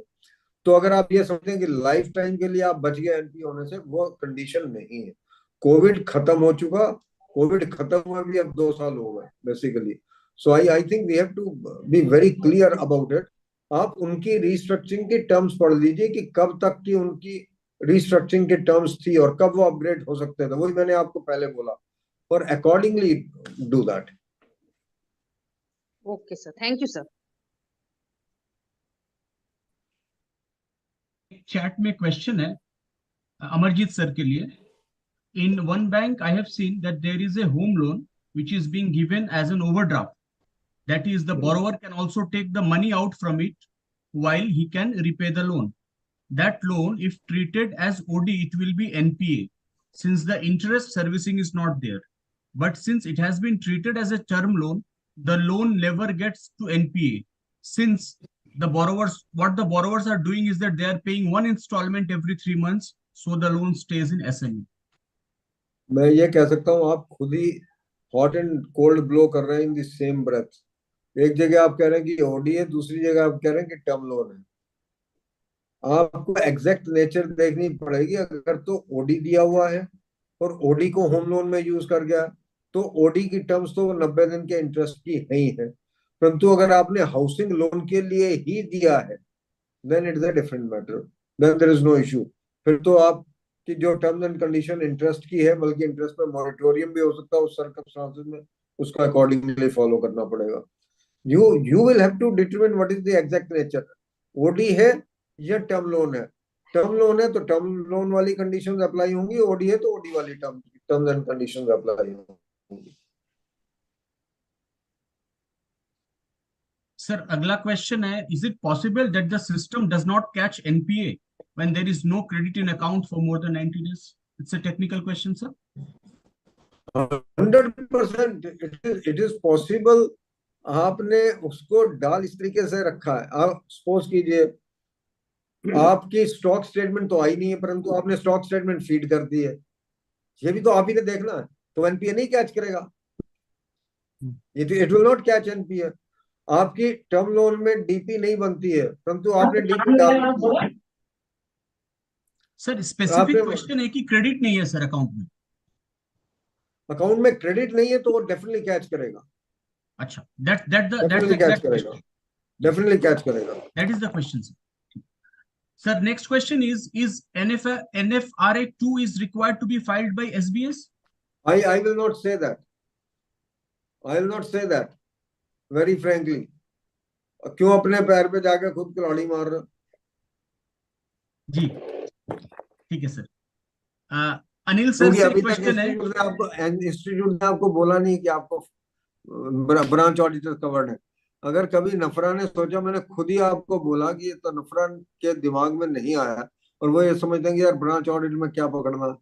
परंतु मैं एक बात की गलतफहमी आपकी तरफ दूर कर रहा हूं, क्योंकि आप ऑडिट कर रहे हैं लिस्टेड एंटिटी के कंपोनेंट को, तो technically you are covered somewhere.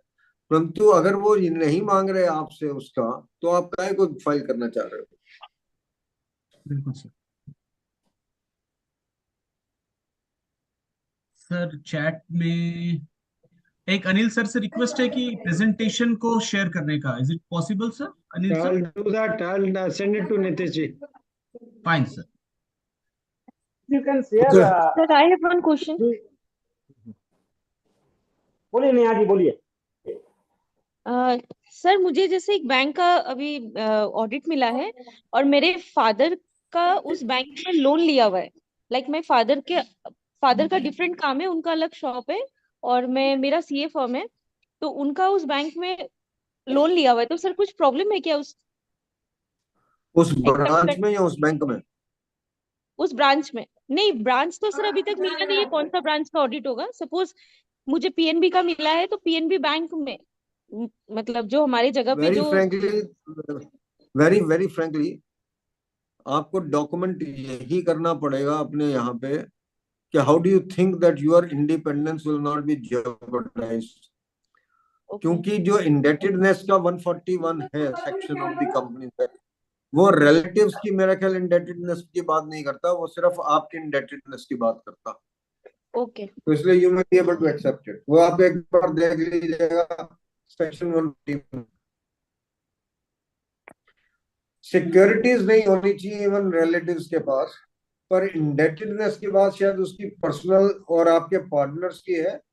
वो मेरे ख्याल में शायद रिलेटिव्स उसमें कवर्ड नहीं, but still you just check it out.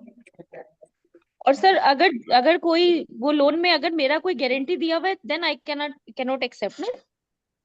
फिर तो कर ही नहीं सकते, फिर तो किसी सूरत में नहीं कर सकते। नहीं कर सकते। ठीक है sir, thank you so much sir. Sir अगला प्रश्न है, एक cash credit account, it is not reviewed till 3rd of October 2023, but short review is done on 3rd of January 24. What will be the status of the account, sir? Will it be due कब था renewal? ये तो इस प्रश्न में साफ नहीं है सर।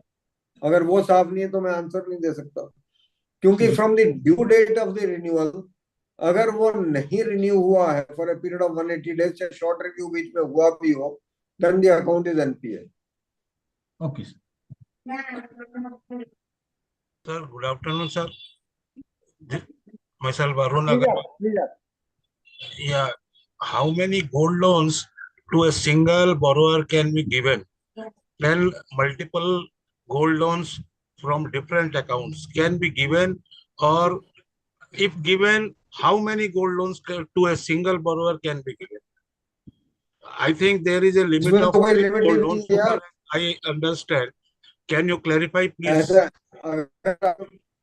अगर आपके पास डिफरेंट गोल्ड की सपोज कीजिए वो है सिक्योरिटीज है और आप उनकी वैल्यूएशन करवा के दे रहे हो, आप उनकी वेरिफिकेशन करवा के दे रहे हो, तो आपको वो लोन दे सकता है। मेरे को उसमें कोई लिमिटेशन नजर नहीं आ रही। Gold loan 1, gold loan 2, gold loan 3 वो हो सकता है एक ही बार।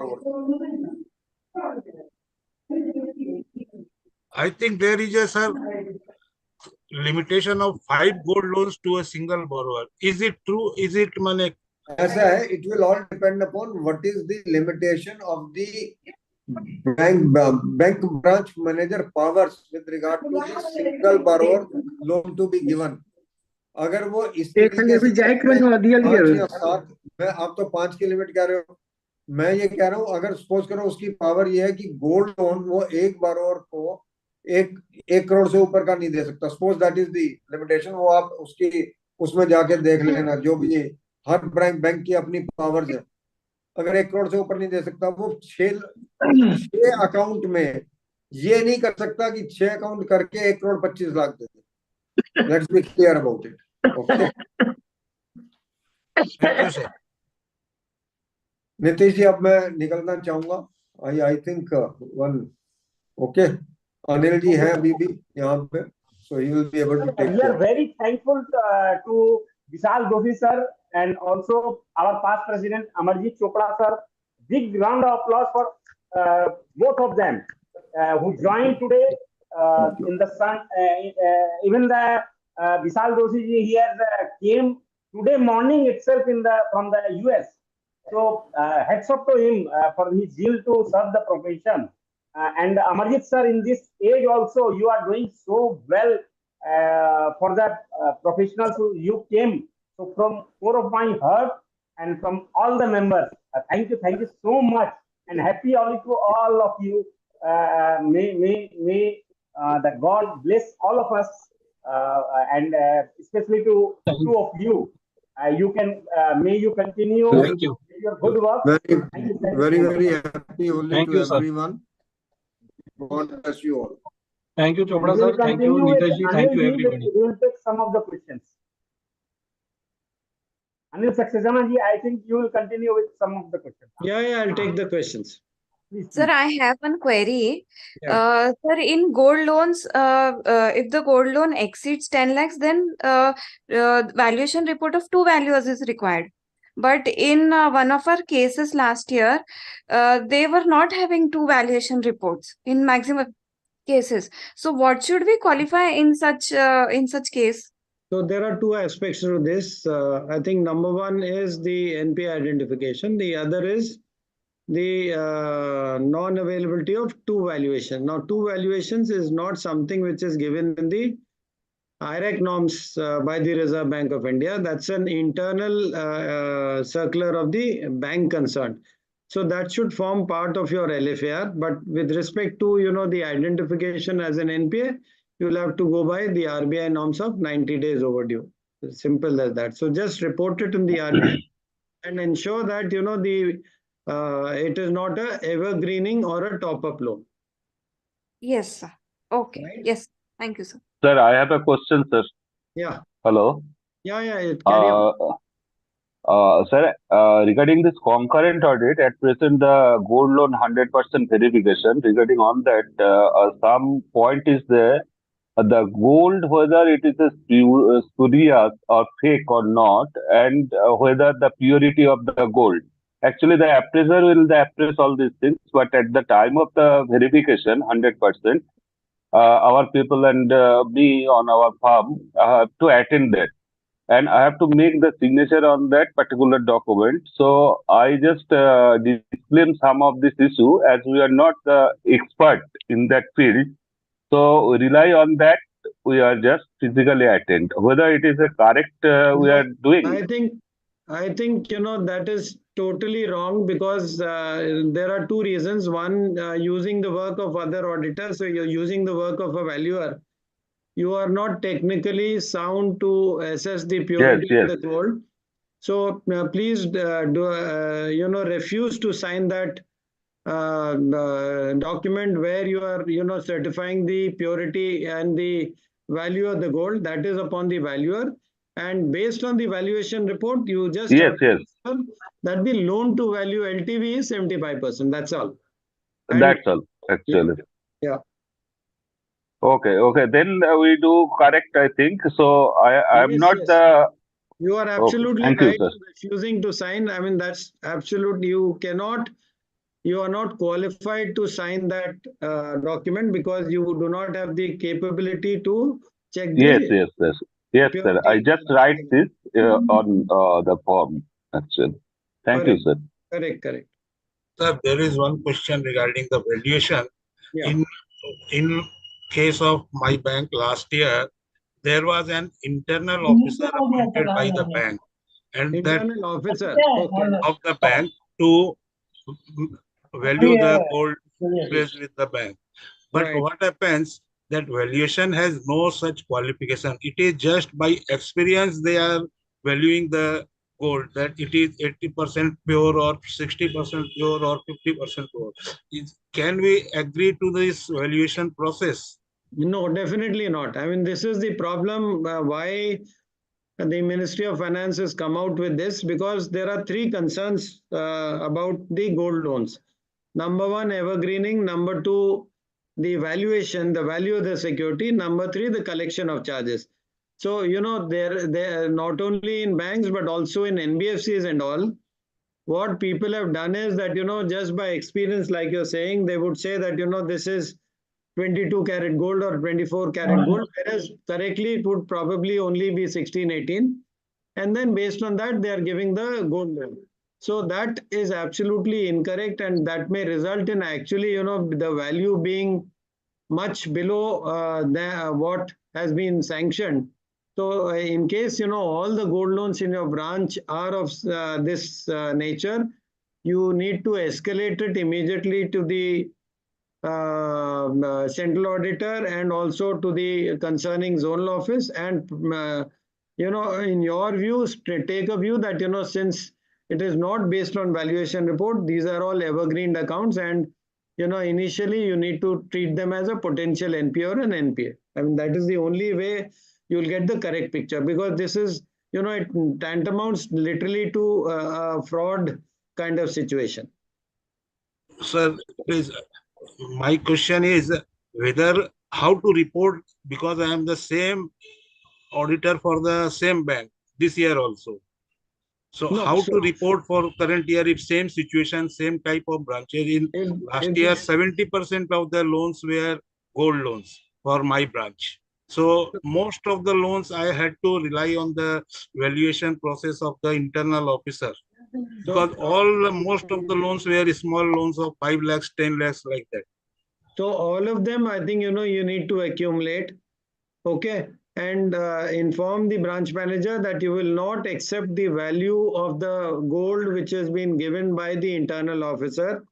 And since you are, ignoring that value, you have to immediately classify that account as an NPA, report it also to the central statutory auditor by way of an email, and, take it forward. I am sure, as soon as you do this, there is going to be a resistance from the branch management also. But then, considering the value of the internal officer as value of gold is definitely incorrect. Like if you see that, the collateral in terms of, in case of an NPA of 5 crores and above, as per the RBI, you need to have a valuation within 3 years, and if not, generally the RBI ignores the value. So similarly here also, you need to ignore the value and take it forward. You'll have to take a strong stand. Otherwise, you will be subsequently, if there is a fraud which is identified at this branch, I think, the branch auditors will also be pulled up. So, you need to, number one, report it. Number two, also escalate it to the RBI and pass an MOC for that. Whether the MOC is, if the branch manager does not accept it, you do it suo moto and escalate it to the central audit. So how to report in which reports, in the main report or in the LFAR? No, the LFAR, see, LFAR will not result in, any impact. LFAR will only result in the impact that the valuation is not being done. But once you pass an MOC, it will automatically get reflected in the audit report also. But together with that, you also need to write the reason why you're issuing the NPA and why are you downgrading the account to substandard. So for that, the MOC which you pass, please also escalate it to the Reserve Bank, because see, if the number of accounts is very large, it actually amounts to also fraud, because it is beyond the sanction powers of the branch manager, where you are reporting in your audit report in the last para. So number one, issue the MOC, send an email and your MOC to the central auditor. In fact, there's no harm in talking to them also before you issue the MOC. No, there's no concern. But do not give a clean report, that is for sure. Sir, the number of accounts are large, but only the amount is small. There are suppose 500 accounts are there of 5 lakhs or 10 lakhs. And, but if total amounts is suppose out of 20 crores, 15 crores are gold loans only. So, sir, that means, that is a very material amount. If you actually calculate the materiality as per the SA 320 or the materiality which has been given by you by the SCA in your branch, automatically 15 crores aggregated is a big amount. So obviously, you have to issue an MOC. You cannot ignore that at all. Okay, thank you, sir. Hello. Yes, Amol hello. Sir, Amol ji, हाँ sir. Hello. Amol जी, आप अपना प्रश्न पूछिए. You can ask your question, sir. Sir मेरा question ये है. Hello, मेरी आवाज आ रही है? हाँ, आ रही है. क्वेश्चन ये है सर, जैसे कुछ अकाउंट्स देख रहे हैं कि वो पीछे कई सालों से प्रॉपर रिन्यूअल नहीं हुए हैं, पुराने डॉक्यूमेंट्स दिखा नहीं पा रहे हैं, और अभी इस बार का जो डॉक्यूमेंट्स दिखा रहा है बैंक रिन्यूअल का, जो भी लास्ट टाइम का जो रिन्यूअल का दिखा रहा है, उसमें कोई फाइनेंशियल्स भी नहीं है पार्टी का, और लिमिट को भी प्रॉपर जस्टिफिकेशन करके रिन्यूअल नहीं हुआ है. जस्ट लग रहा है शॉर्ट टर्म रिव्यू की तरह उसको करके वर्डिंग दे रहा है रिन्यूड फॉर 1 ईयर. उसको हम लोग चैलेंज कैसे करेंगे? जी देखिए, अभी चोपड़ा जी ने भी कहा, and I think I also touched upon in my deliberation very clearly. जब आप रिव्यू देख रहे हैं, जो लास्ट रिव्यू हुआ है, the maximum short reviews a bank can do is 2 short reviews of 90 days each. किसी ने बीच में सवाल भी पूछा था, 3 अक्टूबर 23 या उससे पहले अगर रिव्यू पेंडिंग था और कंप्लीट रिव्यू नहीं हुआ है as per the banks instructions, and banks instructions are always that you get an audited copy of the financial statements and other information before you can actually sanction, right? तो अगर इस type का case है where they have reviewed the account or renewed the account without any financials, you have to ignore that and downgrade the account to a NPA. No other options. The total 3rd October 23 से पहले अगर कोई भी any account आपके पास है which is not been renewed, there are no chances of you continuing that account as a standard account. There has to be a complete review. Yes, sir. Sir, I have a question. Yeah. So during last financial, we were auditing one of the PSU bank. Okay. So what happened is they done two short reviews, and accordingly the account was turning into NPA on 28th of March. Okay. Right. So when we reached the branch on 4th April, so what they did is they regularized the account on 4th April. So there was a gap of around what I say 6 or 7 days.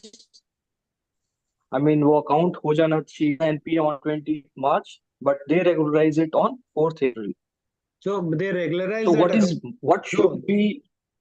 No, when did they? How did they regularize their account? They renewed the account. They renewed it with effect from 4th April or 28th of March? 4th April. Okay. See, if you remember, from 1st of April 22, the system identification of NPAs is based on the end of day operation. That is, it is the calendar. Yeah, it is the calendar date on which the day end operations are run. So the NPA would be identified by the day end operations on the 28th of March 2023.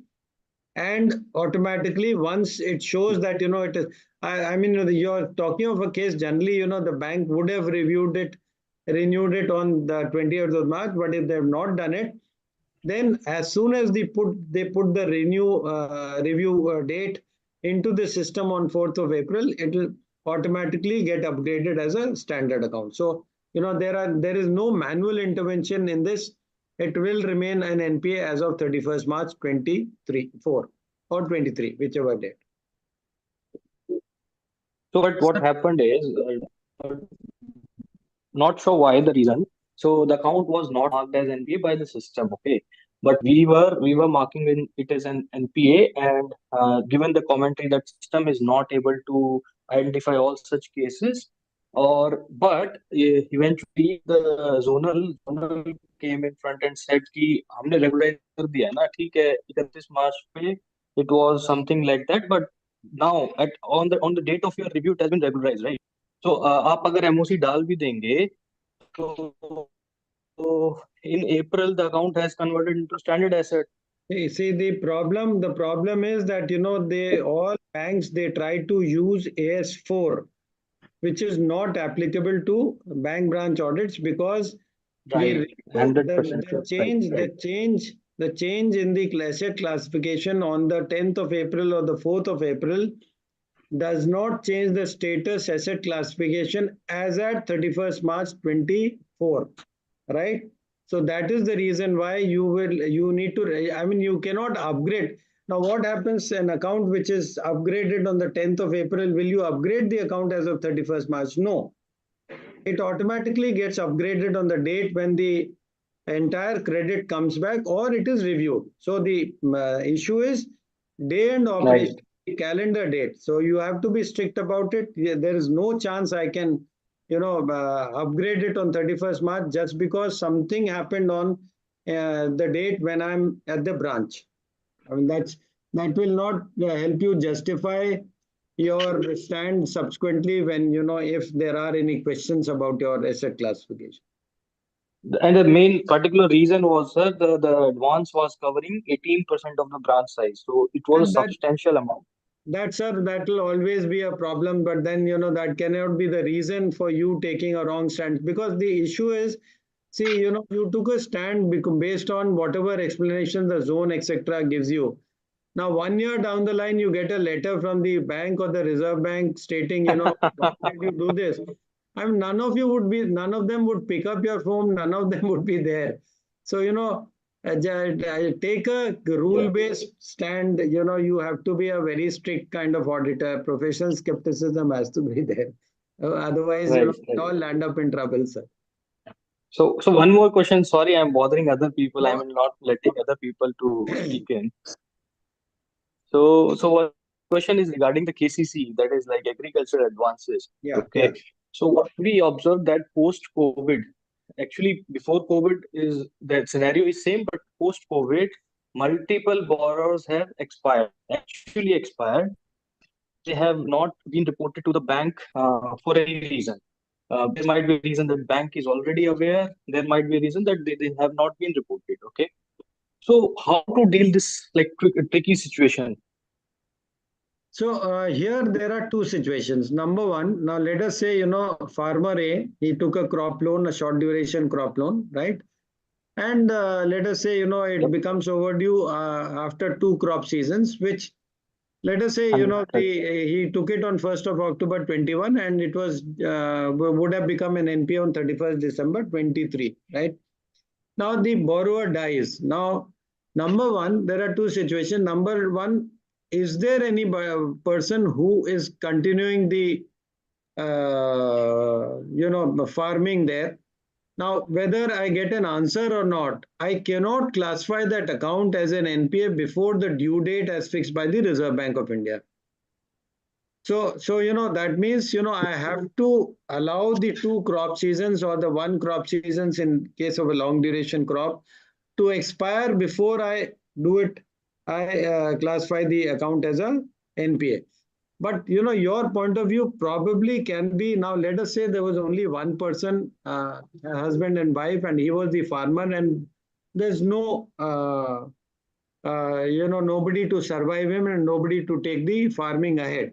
Now, that particular case, one will have to take a view as to, whether it will ever become a performing or not. There's a very gray area here, but I think, we'll have to ask the branch manager concerned, try to find out issues where, cases where, he was the only surviving member. And if that be the case, then that is the only situation where you can probably downgrade the account. But then if Otherwise, if I go strictly by the IRAC norms, I'll have to wait for the two crop seasons to expire before I classify that account as an NP.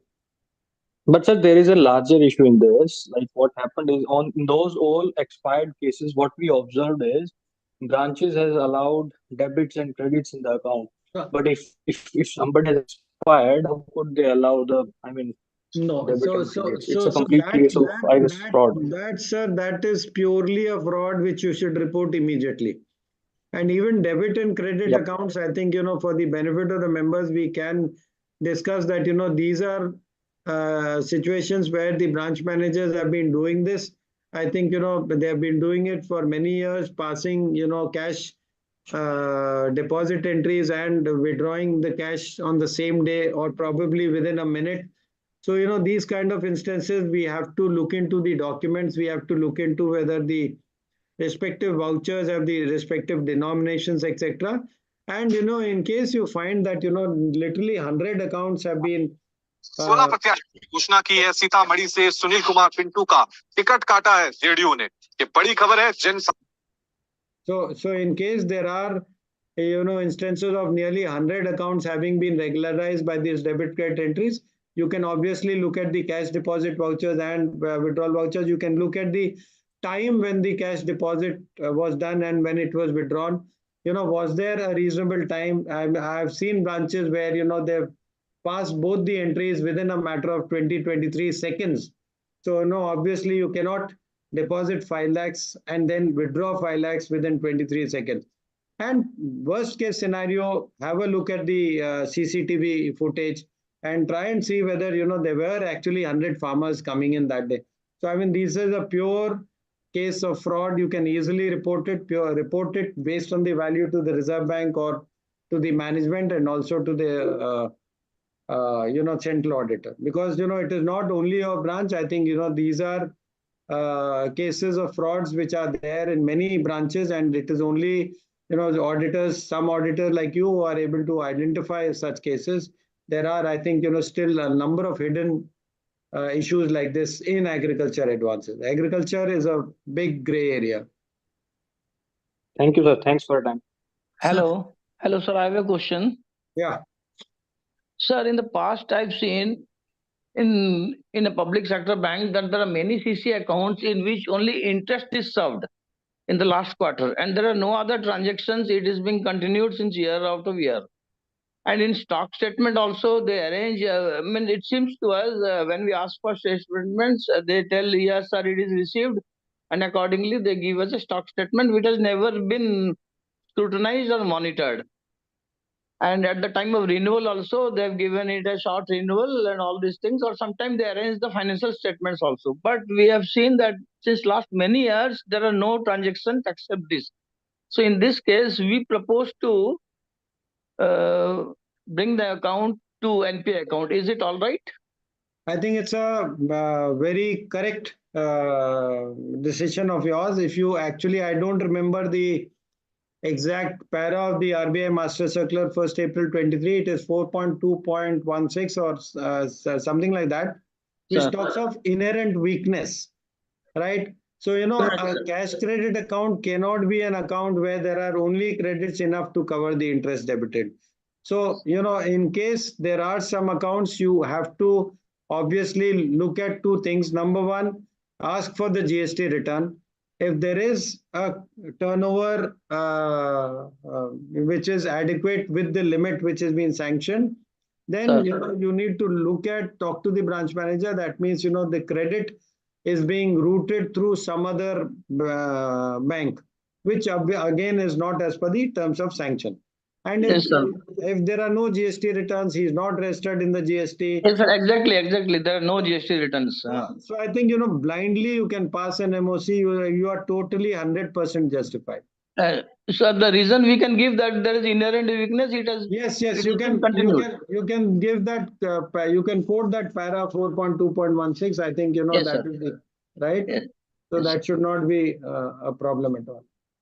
And so the stock statements also are seen, it is on a plane of paper, just like this initial and all these things. All of them would be this, would only justify your Yes, sir. downgrading the account to an NPA. Okay, sir. Thank you, sir. Thank you. Thank you. Sir, excuse me, sir.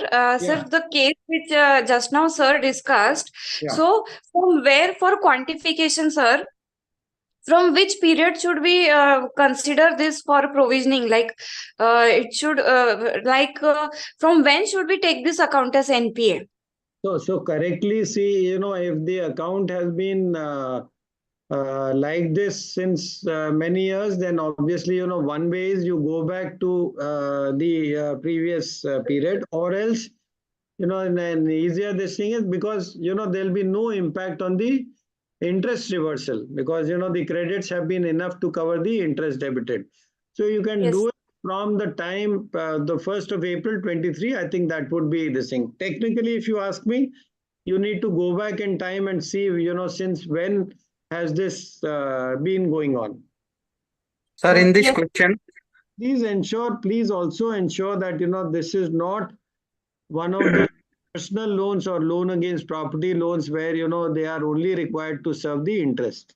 I mean, Sir, excuse me. Sir, in this also question, in some accounts we see that interest is credited, interest is debited, a proceed is received, then that proceed is immediately withdrawn on the very next day. Sir, you ignore that and downgrade the account to NPA. It's a clear case of evergreening. I mean, that is what I said. And also, please report this in the respective LFAR para also, because there's a specific question to that. And this is the reason why I was saying that, cash trade accounts, you need to look into it very carefully. And there will be a number of cases where, this kind of evergreening will happen. So you'll have to take a strong stand. Just ignore that entry and pass MOCs. Hello. Okay, sir. Sir, in this question, I wanted to ask that if this account is secured by 100% mortgage, so the managers usually ask us to not to do NPA because the asset is 100% coverage by security.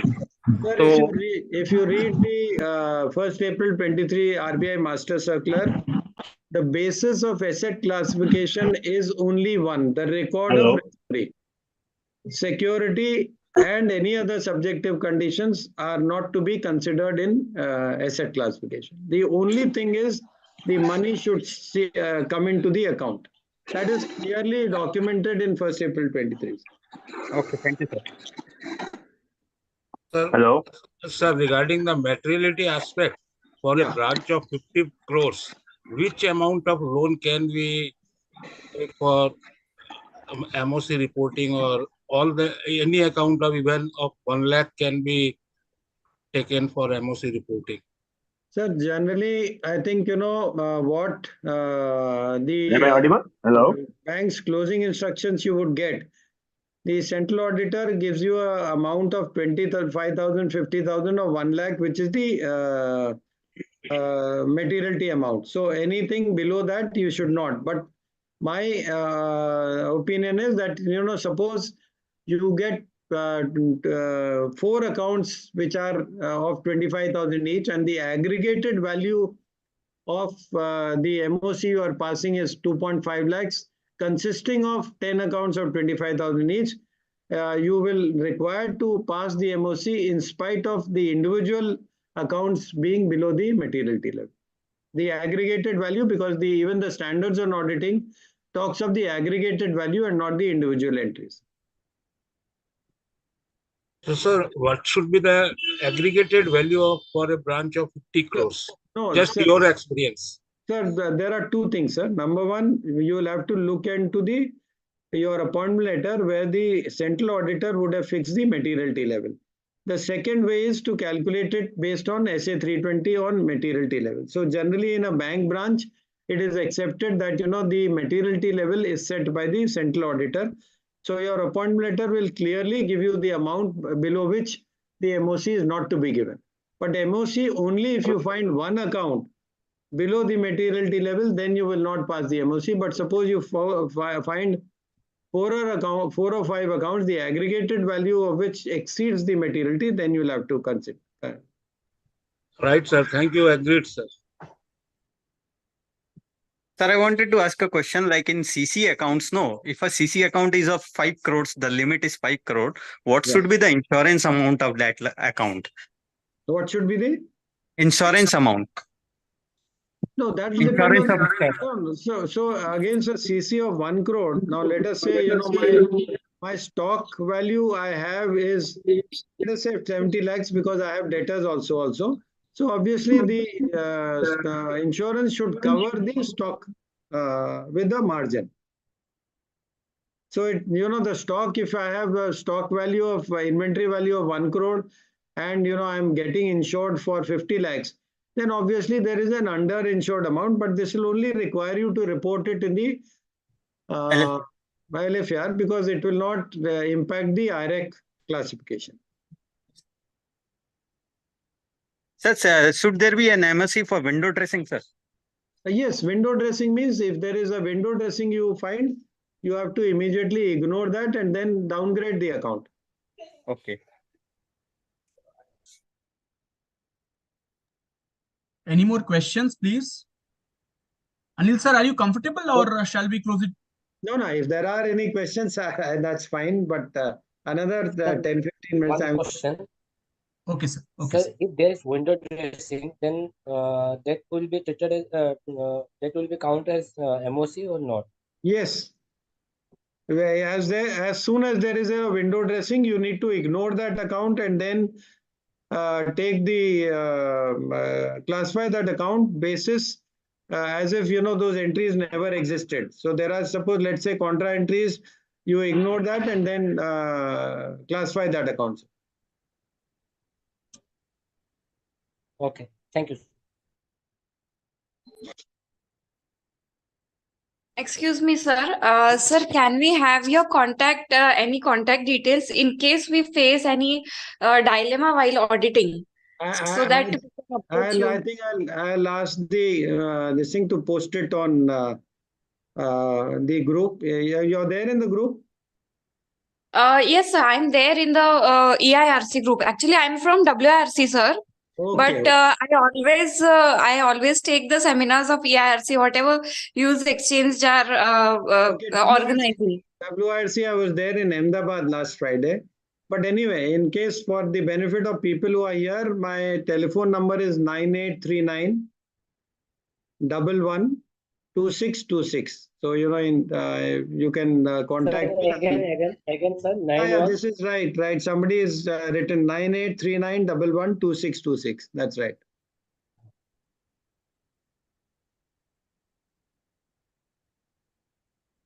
Sir, I have a question. Like, I am a new chartered accountant, like not a very senior chartered accountant. While giving MOC, if there is any mistake while making the calculations and all, but I somehow file the MOC. So later on, will it be a problem for me? Like, why the calculations are not correct? So if the calculations are incorrect, so what will happen is, at the time of consolidation of these MOCs at the zone level by the central auditors, that will automatically get identified, and they will ask you to file the MOC, because there can, just like a trial balance cannot have a different debit and a different credit, even the MOC, it has to be perfectly matched before they are filed. So normally nowadays, I think they have these tools which will help you in filing the MOC. But if you have made a mistake, you can, or if you made a mistake in calculation, you can even revise it and send it again. I mean, that's not an issue at all. And sir, one practical question. Suppose, sir, we have identified many accounts as NPA and we want to give a MOC, but at that time the branch management is not cooperating. We have to prepare the MOC. So you prepare the MOC. If they do not do it, then obviously they would like you to sign the audit report also. The audit report can be signed only when you pass the MOC. No, so sir. The worst case is that you pass the MOC without the branch manager signing. So, the branch manager, you can tell him that, the branch manager can write that I do not agree with this thing. So with dissent, he can. Sir. But you should be very clear about that is the reason why you should have the proper documents supporting the asset classification as NPA by you. Sir, suppose if I have all the documents, can I inform the central statutory auditor about it? Yes, definitely. You can pass. You can inform them that the respective branch manager did not sign, but however I've issued it. So automatically, I mean, see, just because he is not signing, he will obviously not sign because he does not want MOCs. Right, But, sir. Obviously, right. but the problem is that our job is to see any material misstatement, and if it is there, we will sign. Right, sir. What we have discussed is at best. Sometimes very rare the situation arises. I know. That I think I get many phone calls from many members who have this problem. But then we have to take a strong stand, sir. No, sir. Suppose we are not giving MOC also, the circumstances doesn't permit us, but we straight away we write in LFR that to requesting statutory settle order, you please see such and such account. No, that is not the entire branch is your responsibility. Yes, sir. Yes, sir. Central auditors is not they will not. So if in case there are any issues, it will always you who will be pulled up, sir. But sir, suppose we give the MOC, in MOC we give the names and all these things we give, but we are unable to fill all the columns of that form. No, that nobody can do it, sir. That you will have to do yourself, even if it takes 1 or 2 days extra. Right, sir.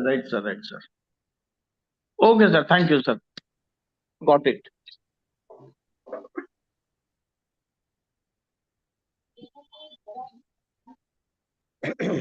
Are there any more questions?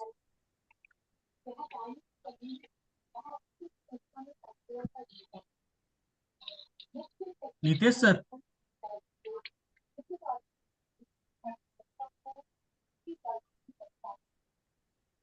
I think we can take the questions.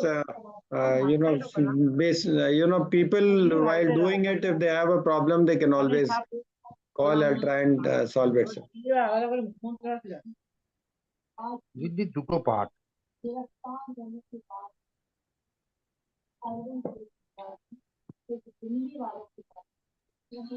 Please share the PPT of this. I'll do that. I'll send it to Nitish ji or on the group, sir. You'll get it in a day or two. I'm actually traveling a lot, but then I'll try and do it by the day end.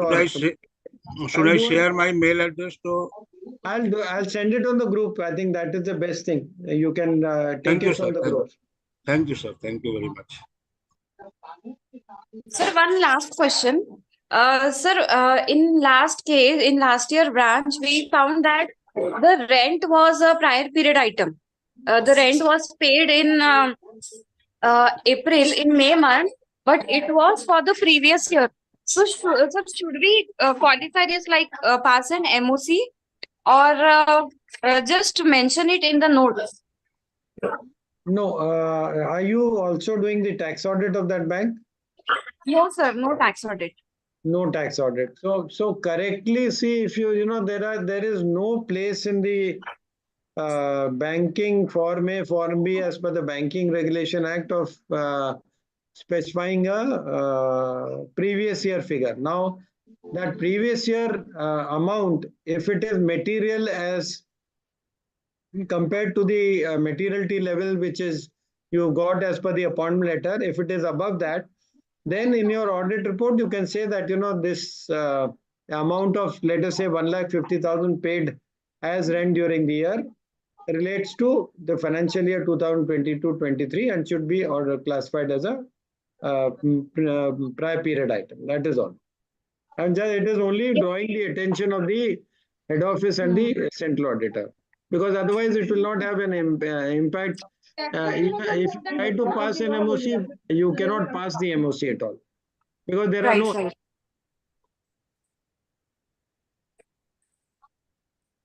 Yes, sir. Here I'd like to add one thing, sir. If that amount, the rent amount is material, suppose other expenditure also, if it is a material, it is impacting the profitability of the branch, na? Yes, it will. That is why I'm saying that you have to give it in your audit report, because if you see the financial statements of the branch you are signing, there is no specific head of debiting prior period items, prior period income or prior period expenditure and crediting rent.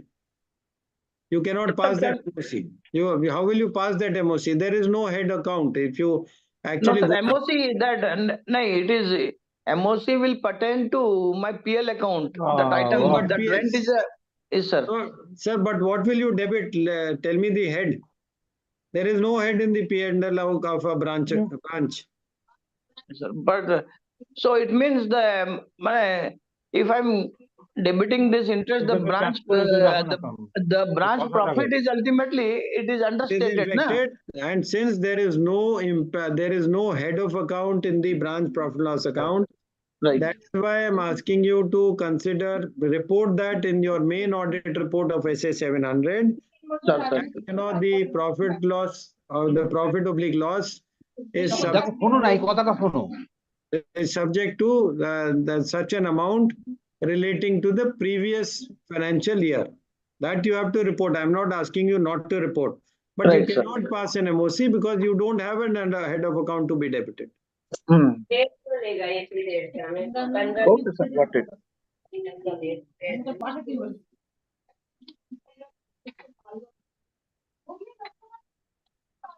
इधर से mute नहीं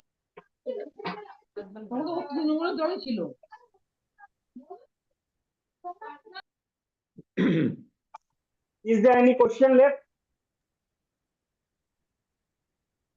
No more questions, sir. Then we can, I think, Manish ji, if you can Sir, I'll request you for to formal vote of thanks. Yeah. Sir, I'll request you to give a formal vote of thanks for you have been such gracious enough to bear with us, sir.